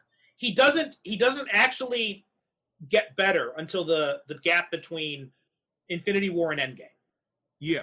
And then when we see him in, or not in between, but in that 5-year gap, that's when Yeah, he the 5-year finally, gap, yeah. that's when he finally, because he retires from Iron Man, he puts the toys away, basically. He grows up, right? He becomes a husband, he becomes a father, and that's really that's really what he needed, was to, confront with it, and instead of keep trying to hide behind the Iron Man suits. Well, actually, I think you hit it right on the head, because the Tony Stark that we see, and know what? He's adolescent, really. Mhm. Tony Yeah. Stark is, he's never actually grown up. He just Yes. gets old. He gets older, but he doesn't grow up. Yeah. So he's confronted with all these traumatic events in these movies that I think that's what forces him to grow up. And that 5-year gap, horrendous as it was, that was the best thing for him. Because like you said, yeah, he finally grew up. He became a husband. He became a father. Mhm. He put Yeah. away the toys, and he decided to grow up at last and stop Yes. playing with these expensive toys as a way of dealing with his emotional and psychological issues. Because he does have a lot of psychological and emotional issues, as we see in one scene where he's showing the class at MIT. Yeah. That whole scene when he was a kid and he's talking to his father, and his mother realizes there's a lot of shit between him and his father. Mhm. And he's never really resolved those issues. And then he finds out that the Winter Soldier killed his parent, which is enough. I mean, Tony suffers the most psychological shit out of any other character in these movies. Oh yeah, yeah. It's just like one psychological body blow after another. And not only that the Winter Soldier killed his parents, but that Cap knew. Yeah, that's what hurt. That's what really hurts him. Worse of, I mean, Cap does say, he's like, well, I didn't know. I knew it was Hydra, but I didn't know it was Bucky specifically. Right.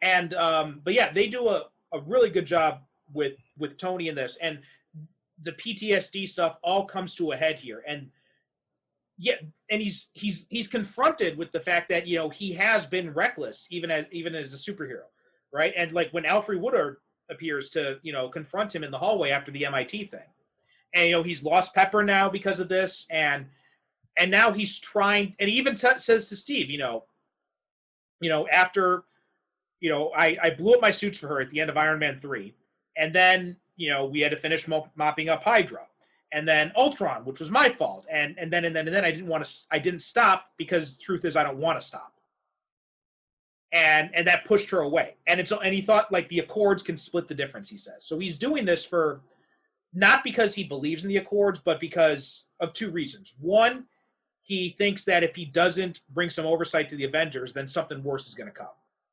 And two, he's hoping that he can use this as an olive branch to Pepper. And it's just a good way of showing like how much both these characters, both Steve and Tony, how much they've changed since their first meeting in Avengers, right?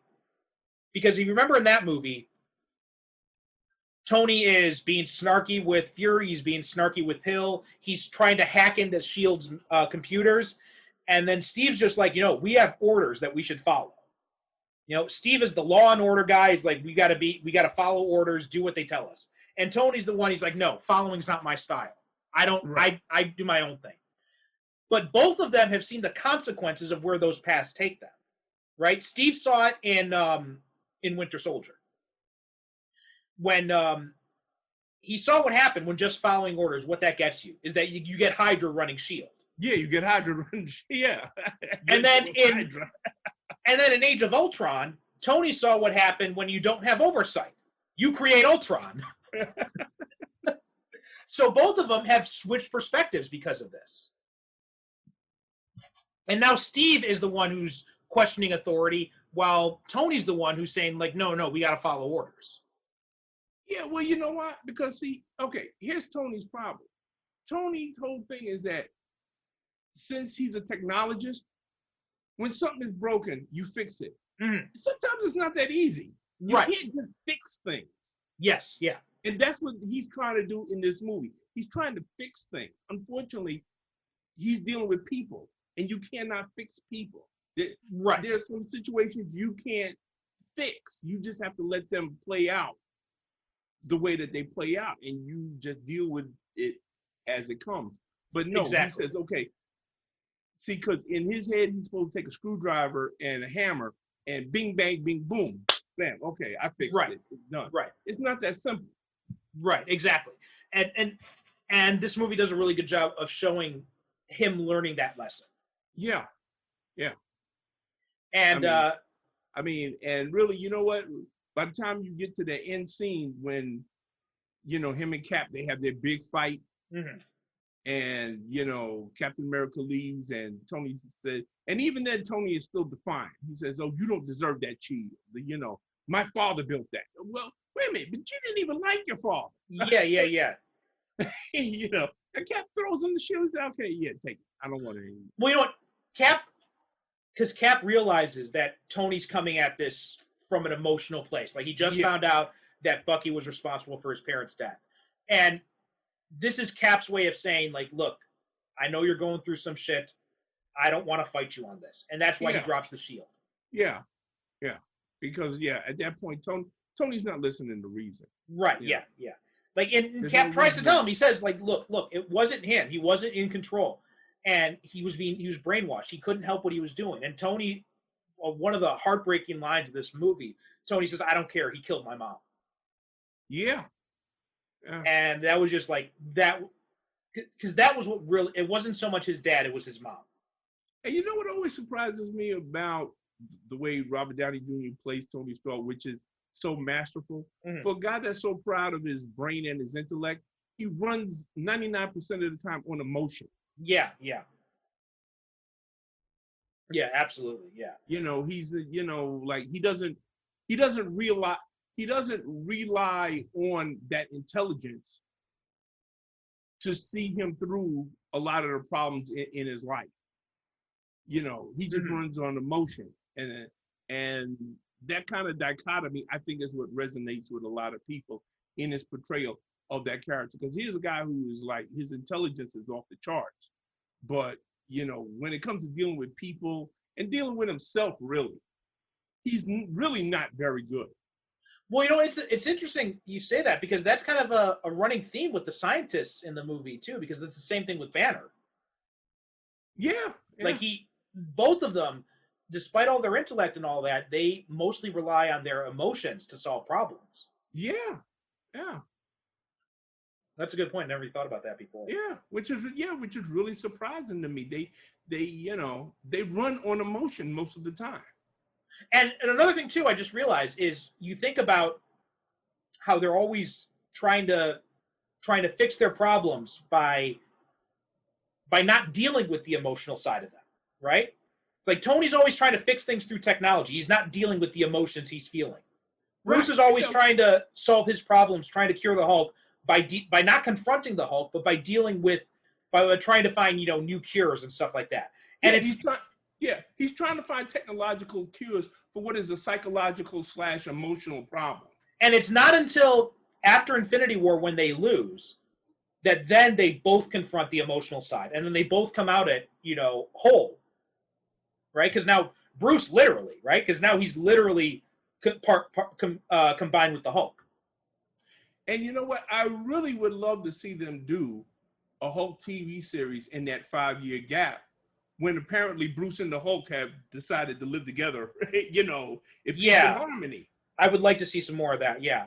Yeah. And it's like he's like the number one superhero now. He's taking selfies with people. They walk around in Hulk T-shirts, and there's rap songs about him and all kinds of stuff.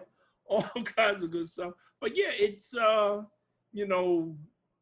maybe we're getting into deeper psychological waters here than was planned for the movie, or maybe that's just a testament to how good the writing and acting is. No, that all of this stuff comes to because I was noticing all this stuff when I was watching the movie earlier today. Yeah. And I had noticed it before because I was watching it just as entertainment, but I was watching it with kind of like a more critical eye. And I was just saying, like Tony Stark, he should have really got some help after the invasion, invasion, because he never really recovered that. I mean, Ultron, he created Ultron as a man because, of course, he's thinking, okay, well, we're never going to get invaded by aliens again because I'm going to fix it. I'm going to build this defense system that's going to protect the whole world. Well, Well, even the alien invasion too, right? In Iron Man 3, what's his solution to it? Build more suits of armor. Yeah, build more suits of armor. Yeah. Yeah. You know. So yeah, they do a really good job of pushing them to confront those issues in this movie, and after this movie too with Hulk. Although I do think that he really tries a little when in what Spider-Man movie is that? Is that Homecoming? Homecoming, yeah. Where we see him take on a mentor role, Yeah. And it seems to me like he's really trying to make an honest effort to keep Peter from making mistakes he made. Well, yeah, he says that. He's like, Peter says, I just want to be like you, and I just wanted to be like you. And Tony says, and I wanted you to be better. Exactly, yeah. Yeah. So, and once again, I gotta say that I know that he made something like $40 million from this movie. Mm-hmm. But Robert Downey Jr., he earned every penny. Oh, hell yes, definitely. From this, because a lot of the reason why these movies work is because of him, yes. and his playing Tony Stark, and the way he played him, and the way he made him grow and expand as a character through these movies. Yes, yeah. Now I want to go back, finish talking about Vision and the Scarlet Witch. I derailed you. Sorry. No, that's fine. That's fine. It was a really good. You're going to derail me for a conversation like that. I'm more than happy to be derailed. But yeah, their relationship is so well done. Like him trying to be human, making these connections with her, and like you said, the scene where he's trying to make her paprikash. It's so funny. And he even admits that, you got to taste it because, I don't eat, I said, wait a minute. So how do you know if what you're making is even, because he's reading the book and he says, okay, a pinch of paprika. And that's just exactly what he takes. Yeah. He's very precise about it, whereas, me and you would just, we just grab a whole bunch. Right. He's very precise that it is just a pinch. Mm-hmm. You know what? That whole scene is just so endearing. Mm-hmm. Yeah. Where he's trying to cook for her. And then when, I love the scene when, and we find out how big of a threat Wanda can really be in this, because when Vision fights Hawkeye and he holds him down, he's like, look, Clint, you can't overpower me. He's like, yeah, I know I can't, but she can. And then, and then she takes control of the Mind Stone and, forces him to become ultra dense and pushes him several layers beneath the Earth's core or whatever. Yeah, I mean, she just doesn't drop him a couple of stories. She drops him through the whole building and keep going through the Earth. Yeah. So, and I love it when Tony's like, I think you hurt Vision's feelings. I like also the costume that she wears because it's really not like a costume. Right, yeah. It's something that, she could get away with walking around in the street and nobody would look up. But yet, it's still got enough flair that it looks like something that I could see the comic book version of the Scarlet Witch wearing. Yeah. And I love Elizabeth Olsen really surprises me a lot in these movies. Yeah, she does. But she does little things that always surprise me, Yeah, she's really good. And also, I love it at the beginning of the movie when they open on the Avengers, the new Avengers, right, in Nigeria, I think it was. Yeah. Or Lagos, that was the name of it. And they're basically training her on the job, right? Mm-hmm. Cap and Natasha, they're basically training her on the job. They're saying okay, what do you see? What are you picking up here? And Natasha tells her, he's like, look, looking over your shoulder has got to become second nature to you. And I like that. I like that kind of on the job training she's getting here. Well, yeah, because sometimes the only training that you're going to get is out in the field, I guess. Right. So you throw them in the deep end and just hope they swim. Well, they have been training her too, because when the gas is in there, and she said, and Cap says, Wanda, just like we practiced. Yeah. So it's clear that they have been training her. And I think those little moments like that, and just that whole opening sequence is so good, right? Oh yeah, and I mean, it sets the tone for the whole movie. Yeah. You know, this is going to be a high octane action movie, but there's going to be characterization in there too, because And they this- do a lot. They do a lot of characterization with Sam and with Cap and their relationship and how they work together and how the Black Widow works together with them. You know, because to me, that's what that whole scene was about. It was about teamwork. Yeah. That's what I love most about it is we see Cap really being a strategist in this movie. Exactly. Yeah. Like we've gotten hints of that before, but this is the movie when it really shows me. He's calling the shots, he's calling the plays, telling everybody what they should do, when they should do it, and trusting them to go through and do their parts. And I don't think that we can end this discussion without talking about, of course, until Infinity War, this had the biggest superhero brawl that we had ever seen on screen. Oh my God, yeah. I mean, okay, know what I love, first of all? We actually saw them running toward each other. Yeah. You know what?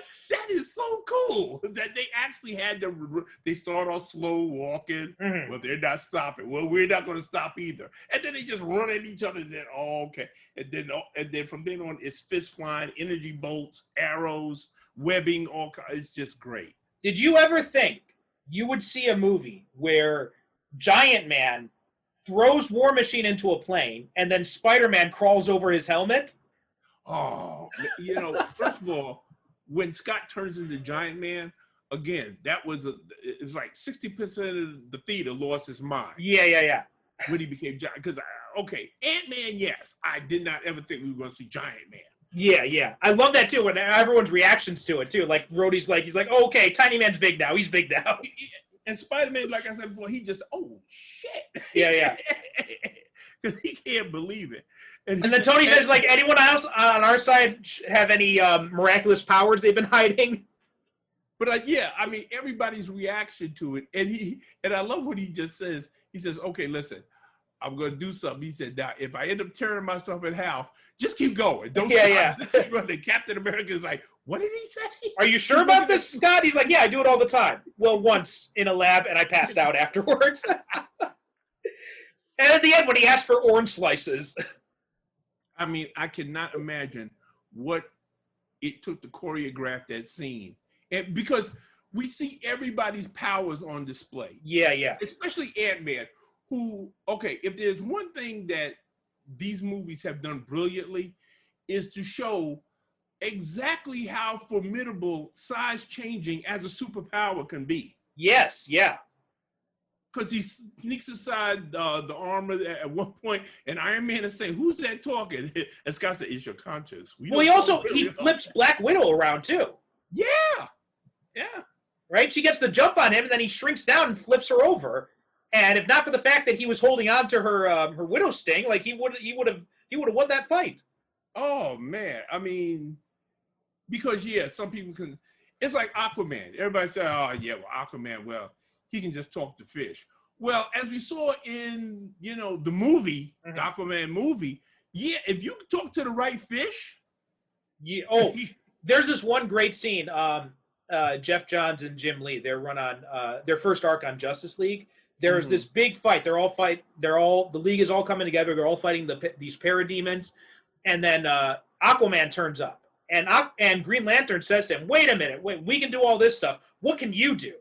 And Aquaman just turns around and he summons up like this army of sharks to come up, jump out of the sea, and take out the parademons. Yeah, I mean, if you talk to the right fish, it's a formidable power. And again, size changing. Okay, yeah, well, so he can change sizes. So what? Oh, it's a pretty big deal. If you Literally, know what you're doing. If you know what you're doing, Yeah. I mean that battle. I sat there and I watched. And I said, you know what? I got to see this movie again just to see that. Oh yeah, right. Yeah. Because everybody got a chance to show off exactly what they can do. Also, I love just Paul Rudd geeking out, right, when he meets them all for the first time.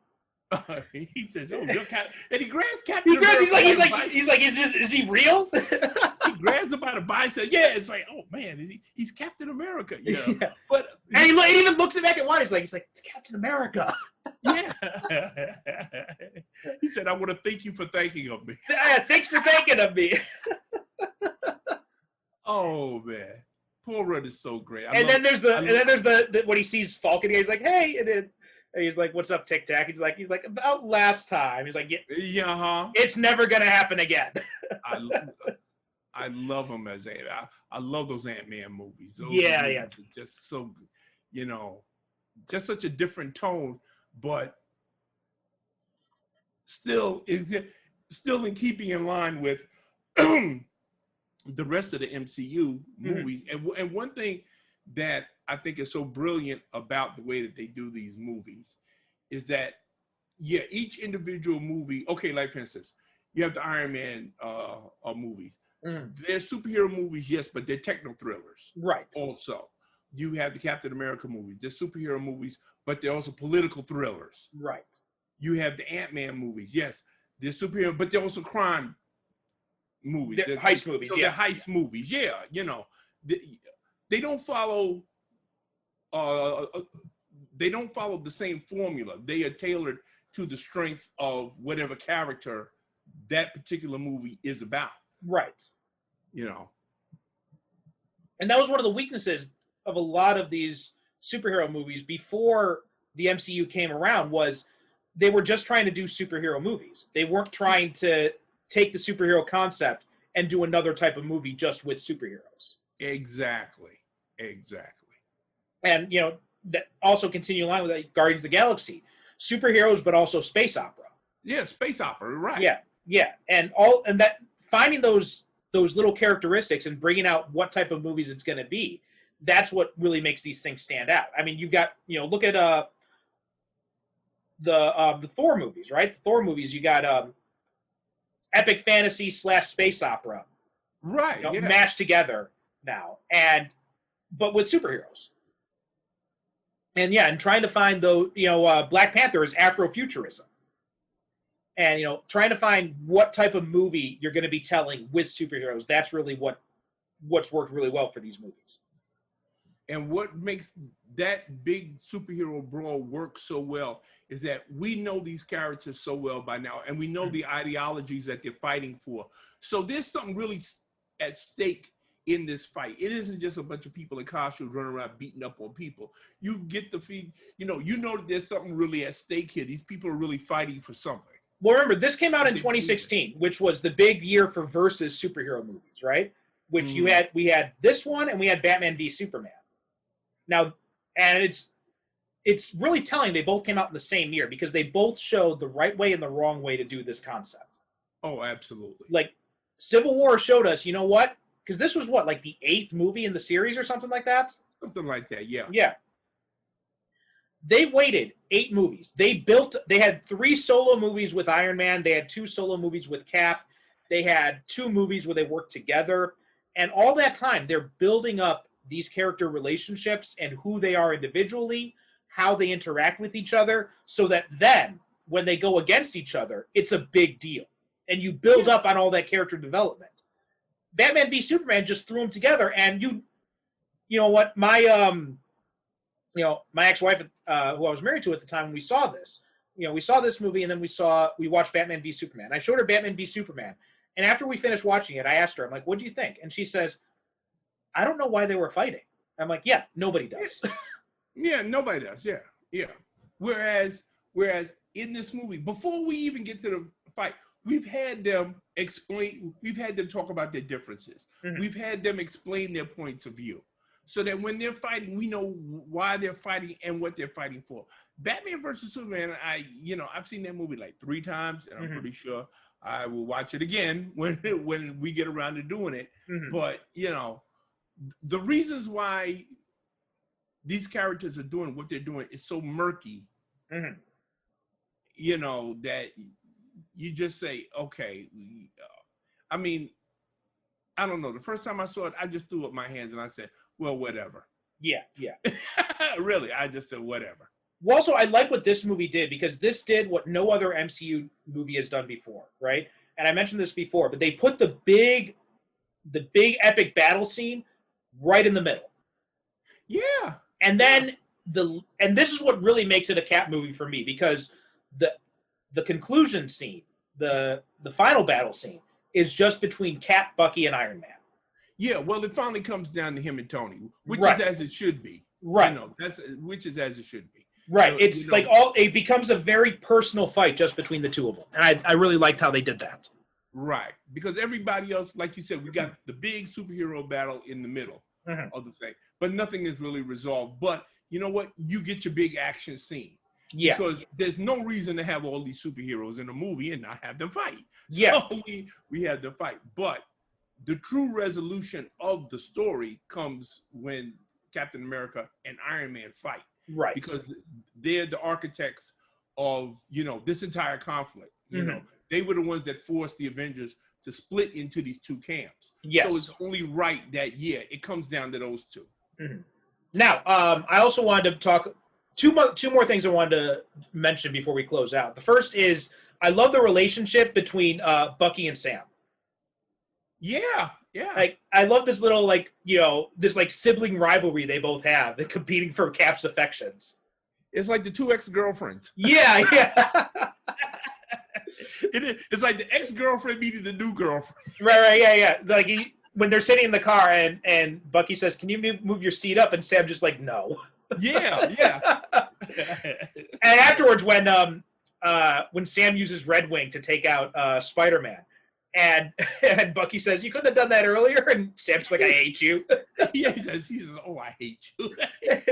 Also, I love that they had Red Wing in this. Yeah. I freaked out when I saw Red Wing, and then as soon as it launched off his back, I'm like, "That's Red Wing, that's Red Wing." And then when I didn't expect them to ever say anything about it, but then when he helps her at the end, and then she's looking at it, and she says, "Thanks, Sam." She's like, "Don't thank me." She's like, "I'm not thanking that thing." He's like, "His name is Red Wing. Go ahead and pet him. He's cute." Yeah, Natasha said, "I am not thanking this thing." And Sam said, "Yes, you are. His name is Red Wing." Yeah, said, that is so cool. Yeah. I love that they got Red Wing in there. Yeah, they got Red Wing in there. And obviously, the last thing to talk about, which we haven't really talked about that much, is Chadwick Boseman as Black Panther. Yeah.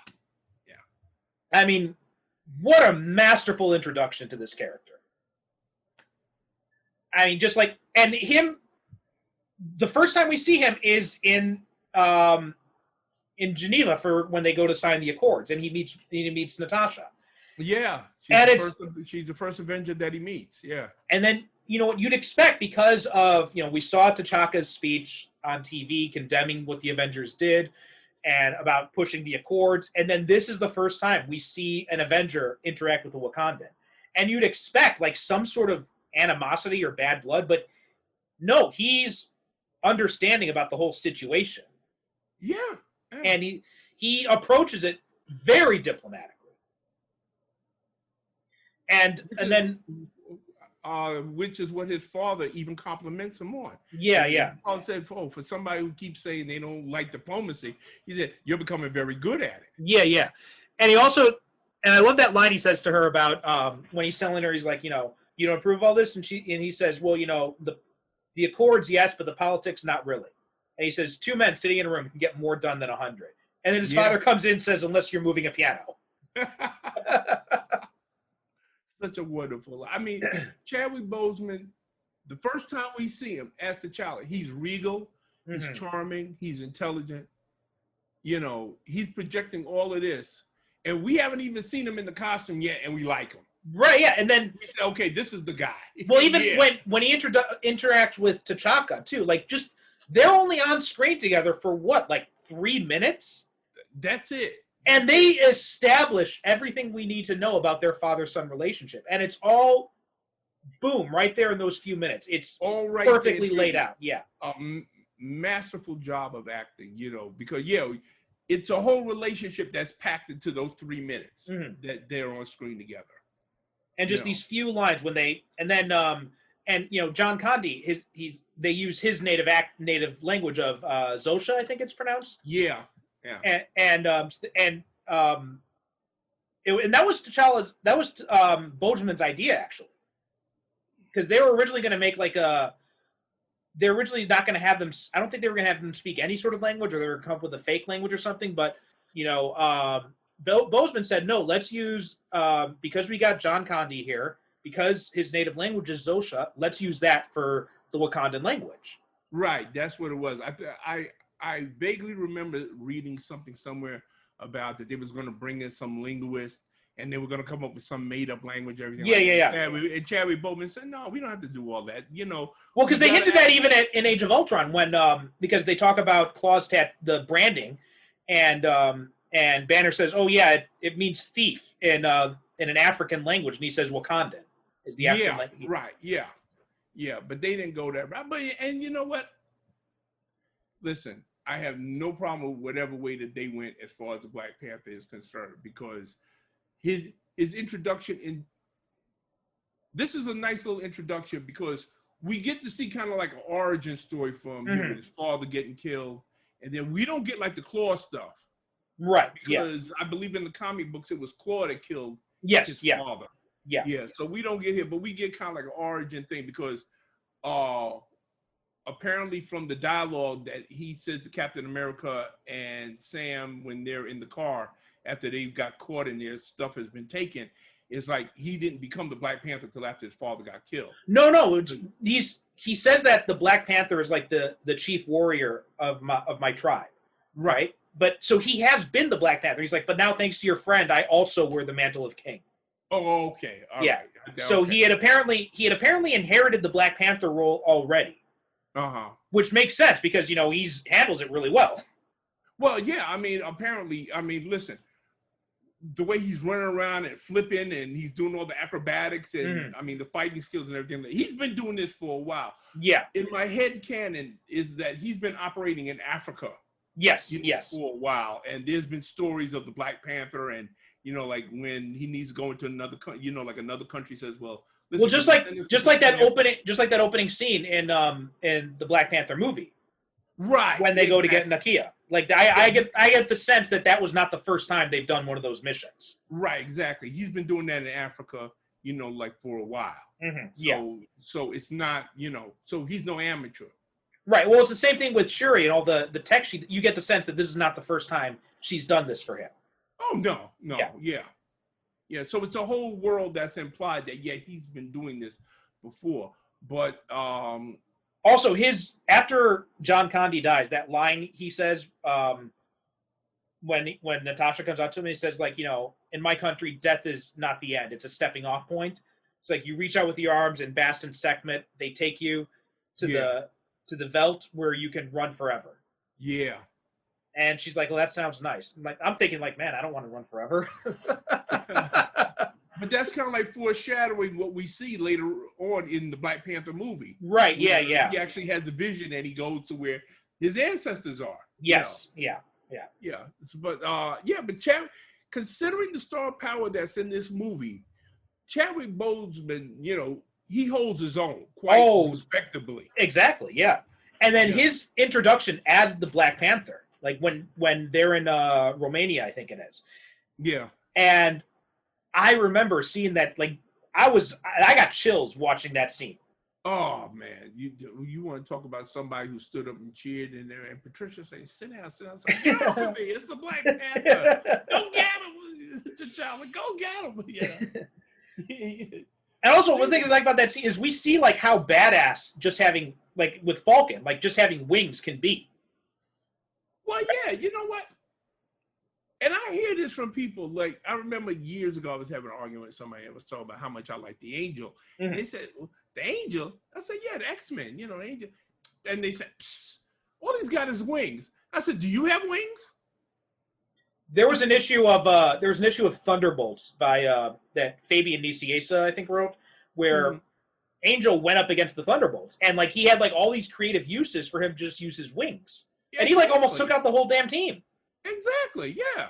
I mean, if you know what you're doing with it, Yeah. It's not the power, it's what you do with it. I mean, exactly, yeah. I mean, like the Black Panther, yeah, okay, he's got the vibrating suit, he's got the claws and everything like that. But as we can see from this movie and later on in Black Panther, he's a very strategic fighter. Mm-hmm. Yeah. Now, you know what I noticed about this movie and Winter Soldier, and you know what they have in common with the 1990 Captain America movie? What's that? Captain America steals a car in each one of them. Are you saying Captain America, the Sentinel of Liberty, is no more than a comic carjacker? He is the only one where even in First Avenger they kind of do, because they steal the Red Skull's car at the end to catch up to his ship. So and, I mean, that was Tommy Lee Jones who stole it, but still, like almost every single movie, he steals a car. How dare you call Captain America a carjacker? It's right up there on the screen, man. I'm not the one doing it. Yeah, every movie, Captain America steals a car. The things you notice, I love it.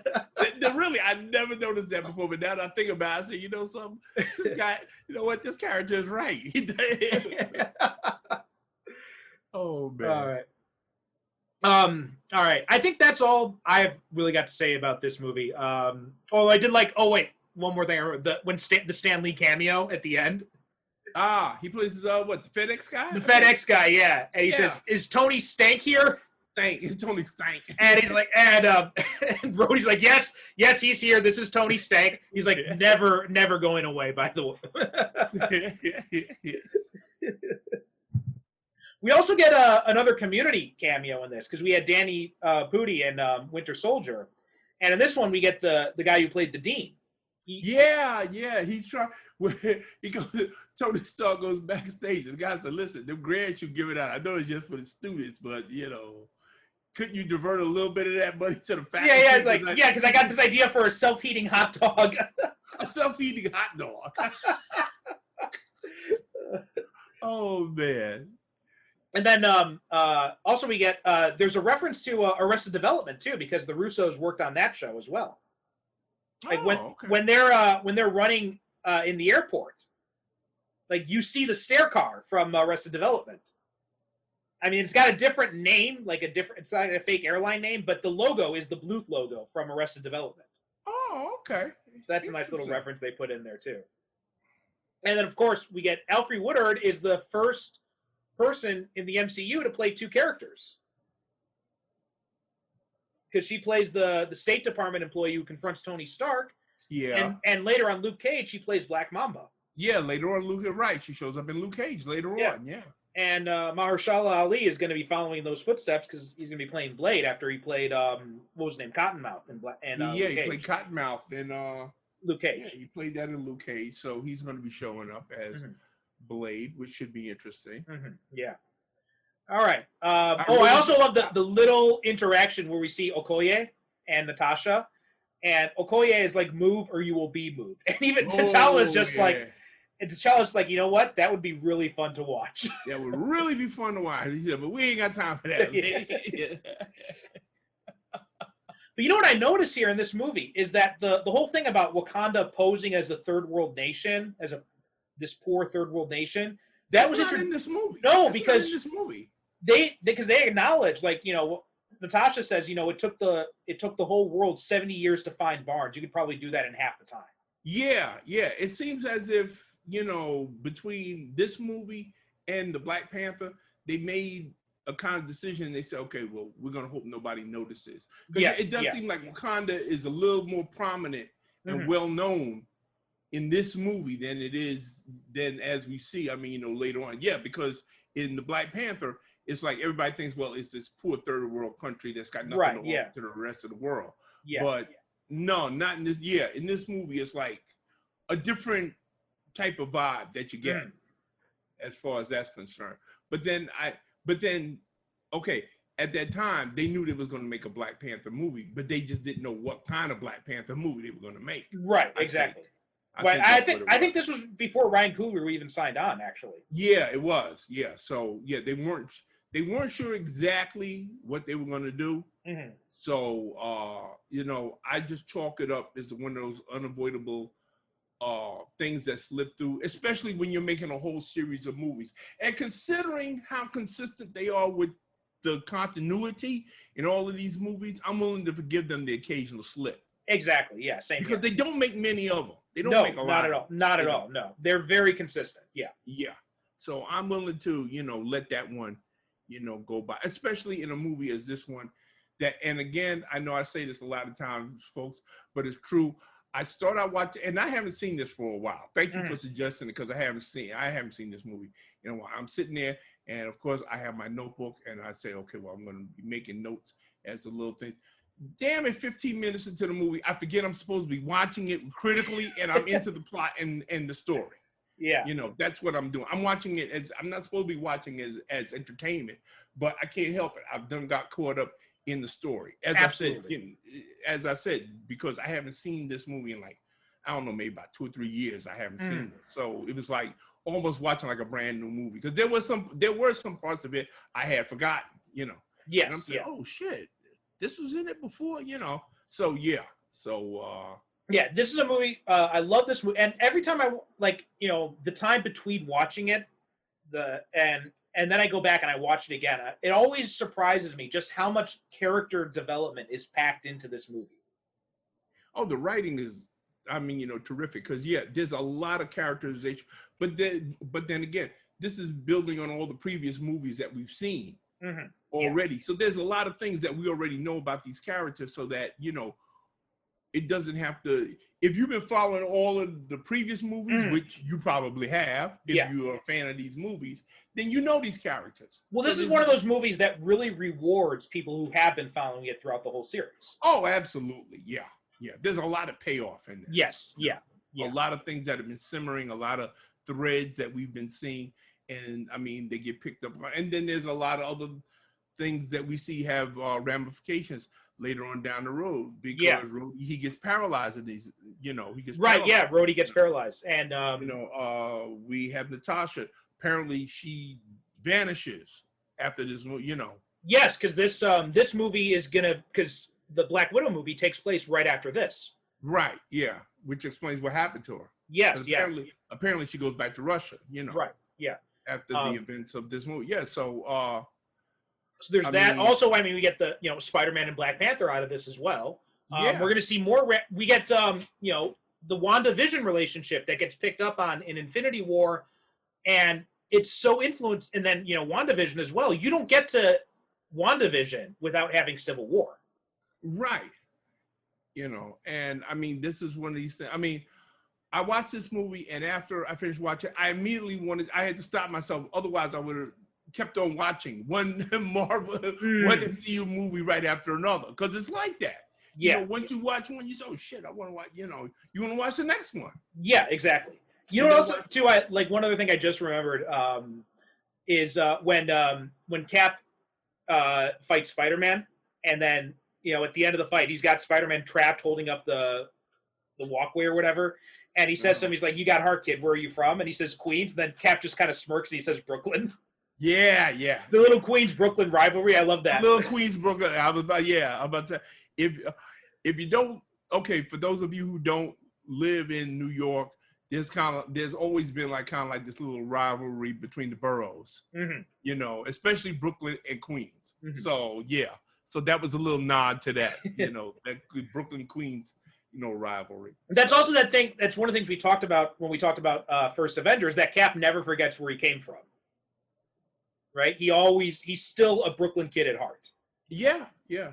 Matter of fact, you know what I'm going to do? I'm going to post up on the Superhero Cinephiles Facebook page for you guys who are members, and if you're not, why aren't you? Because as a matter of fact, I saw it today because I had to go to, there's a mall that we have down here, and they have the Captain America statue. Oh, you saw it again? Yeah, so every time I go there, I always, you know, I can't help it. I got to look at the statue. Yeah, well, yeah, no, hell yeah. So I'll post pictures because I had taken pictures when they had it at the Barclays Stadium. They had it outside, and then they moved it into this mall, and that's where it is now. Okay. And it's huge. It's like a 10-foot tall statue, you know, of him. You know, it's honking fantastic. Nice. Yeah. Yeah. Okay. All right. But yeah, and it says on the statue that I'm just a kid from Brooklyn. Yes. Yeah. Yeah. I remember seeing the photos on there. Yeah. All right. So, do we have anything else to talk about with Civil War? Only that if you have not seen Civil War yet, I have no idea why you're listening to this podcast. Seriously, I really don't, because this is in many ways in a series that had a whole bunch of landmark movies. this one is a landmark. It had undoubtedly the largest cast of superheroes in one movie to date in this movie. Before Now, Endgame. Huh? Before Endgame. Yeah, before Endgame. Mhm. This movie had more superheroes than you had ever seen before. Yeah. It had a solid plot. It had solid characterization. This movie did not skimp on anything. And this is one of the rare examples where the movie adaptation is far superior to the comic book, the source material. If you read Civil War, and if you've been listening to my esteemed partner, then you will know that this is a far better adaptation. I know we hear that old thing all the time. Well, the movie is never as good as, the source material. Well, apparently, yeah. There are exceptions to that. There are exceptions, and this is one of them. Yes. Absolutely. Yeah. Okay. All right. So that about does it for this week. Now, next week, we're tossing it back to you for your pick. So what do you got in mind for next? You know what I'm going to do? I'm definitely going to switch it up. I'm going to give us something that we can just bitch about. Okay. Because we really haven't done. No, really. I mean, we've had like complaints about some of the movies that we've seen, but we haven't had a movie that we can honestly just say, you know what, I hate this piece of shit, and I'm going to tell you why. Oh God, I'm getting scared. I'm going to give it to you, and I think you have a feeling of what it is. All right. It's going to be The Spirit, directed by Frank Miller. Oh, okay. Yeah. I was terrified it was going to be Batman v Superman for a minute there. So I'm a little bit relieved. No. We'll get to that later on. We'll get to that sometime down the road. But got to give me time to get my my blood pressure medication for that. Yeah. I don't have any booze handy, so I'm gonna wait till I have some, and then we can do Batman versus Superman. That's probably the only way I'm going to get through that episode. All right. I figured, for a change, let me pick something that I know we're going to hate, and I know a lot of people hate, just for a change of pace. And we can talk about everything this movie absolutely gets wrong. All right. Sounds good. Okay. So join us next week when we're going to be talking about the god-awful Spirit movie, and we're probably going to give ourselves aneurysms in the process. More than likely. Yeah. So I'm telling y'all guys in advance so you can stock up on your blood pressure medicine, your medical marijuana, your alcoholic beverage of choice to get through the episode. Okay. Oh God, I'm gonna have to do some day drinking because I record this in the morning for me. So. Yeah. I mean, but like I said, I think it'd be a nice change of pace. Okay. All right. So join us next week where we'll be talking about The Spirit. Until then, as Derrick mentioned before, go to the Superhero Cinephiles group on Facebook, sign up there. And because, we're still taking requests for our 50th episode, which is going to be around sooner than we think. So make sure you drop in there, request a movie. We're going to start up a poll probably in a few weeks. We'll start up a poll, let people vote on what movie they want us to do a live commentary on. And again, I'm telling you right now, if you leave it up to me, the live commentary will be on Batman versus Superman. Yeah. Well, they might actually like that, but it might be worse because he might do something like The Cobbler or, I don't know, or Condor Man or who knows what. Yeah, Condor. Oh, yeah. Who in their right mind could forget the classic Condor Man? Everybody except for you. Yeah, probably. Trust me, folks. Trust me, this is something you do not want to leave up to me. Yeah. So go on there, give us some suggestions, and we'll put up a poll soon to let you guys vote on the suggestions we've heard so far.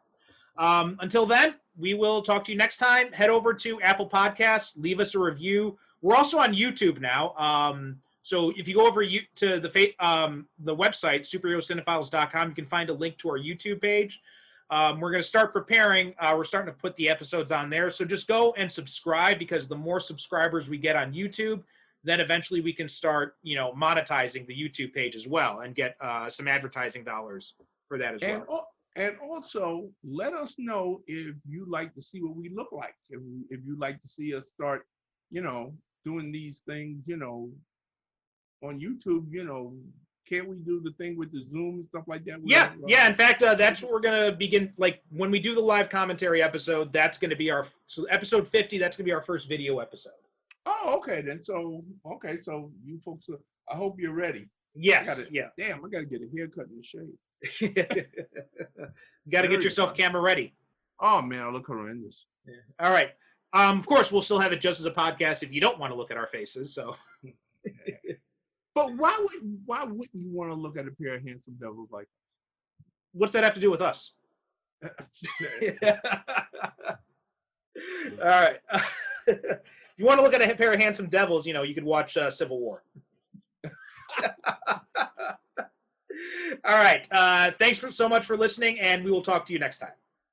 Okay. Good night and God bless. Thank you for listening.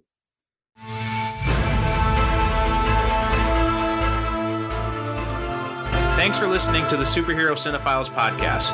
If you have any questions or comments about this or any other episode, or if you have a superhero movie or TV show you'd like us to cover in a future episode, you can email us at superherocinephiles@gmail.com, or you can also visit us on the web at superherocinephiles.com. If you like what you hear, leave us a review wherever you get your podcasts. Each review helps us reach more potential listeners. You can also support the show by renting or purchasing the movies discussed, or by picking up our books, all of which can be accessed through the website, as well as find links to our social media presences. The theme music for this show is a shortened version of Superhero Showdown, a royalty-free piece of music courtesy of FezleonStudios.com.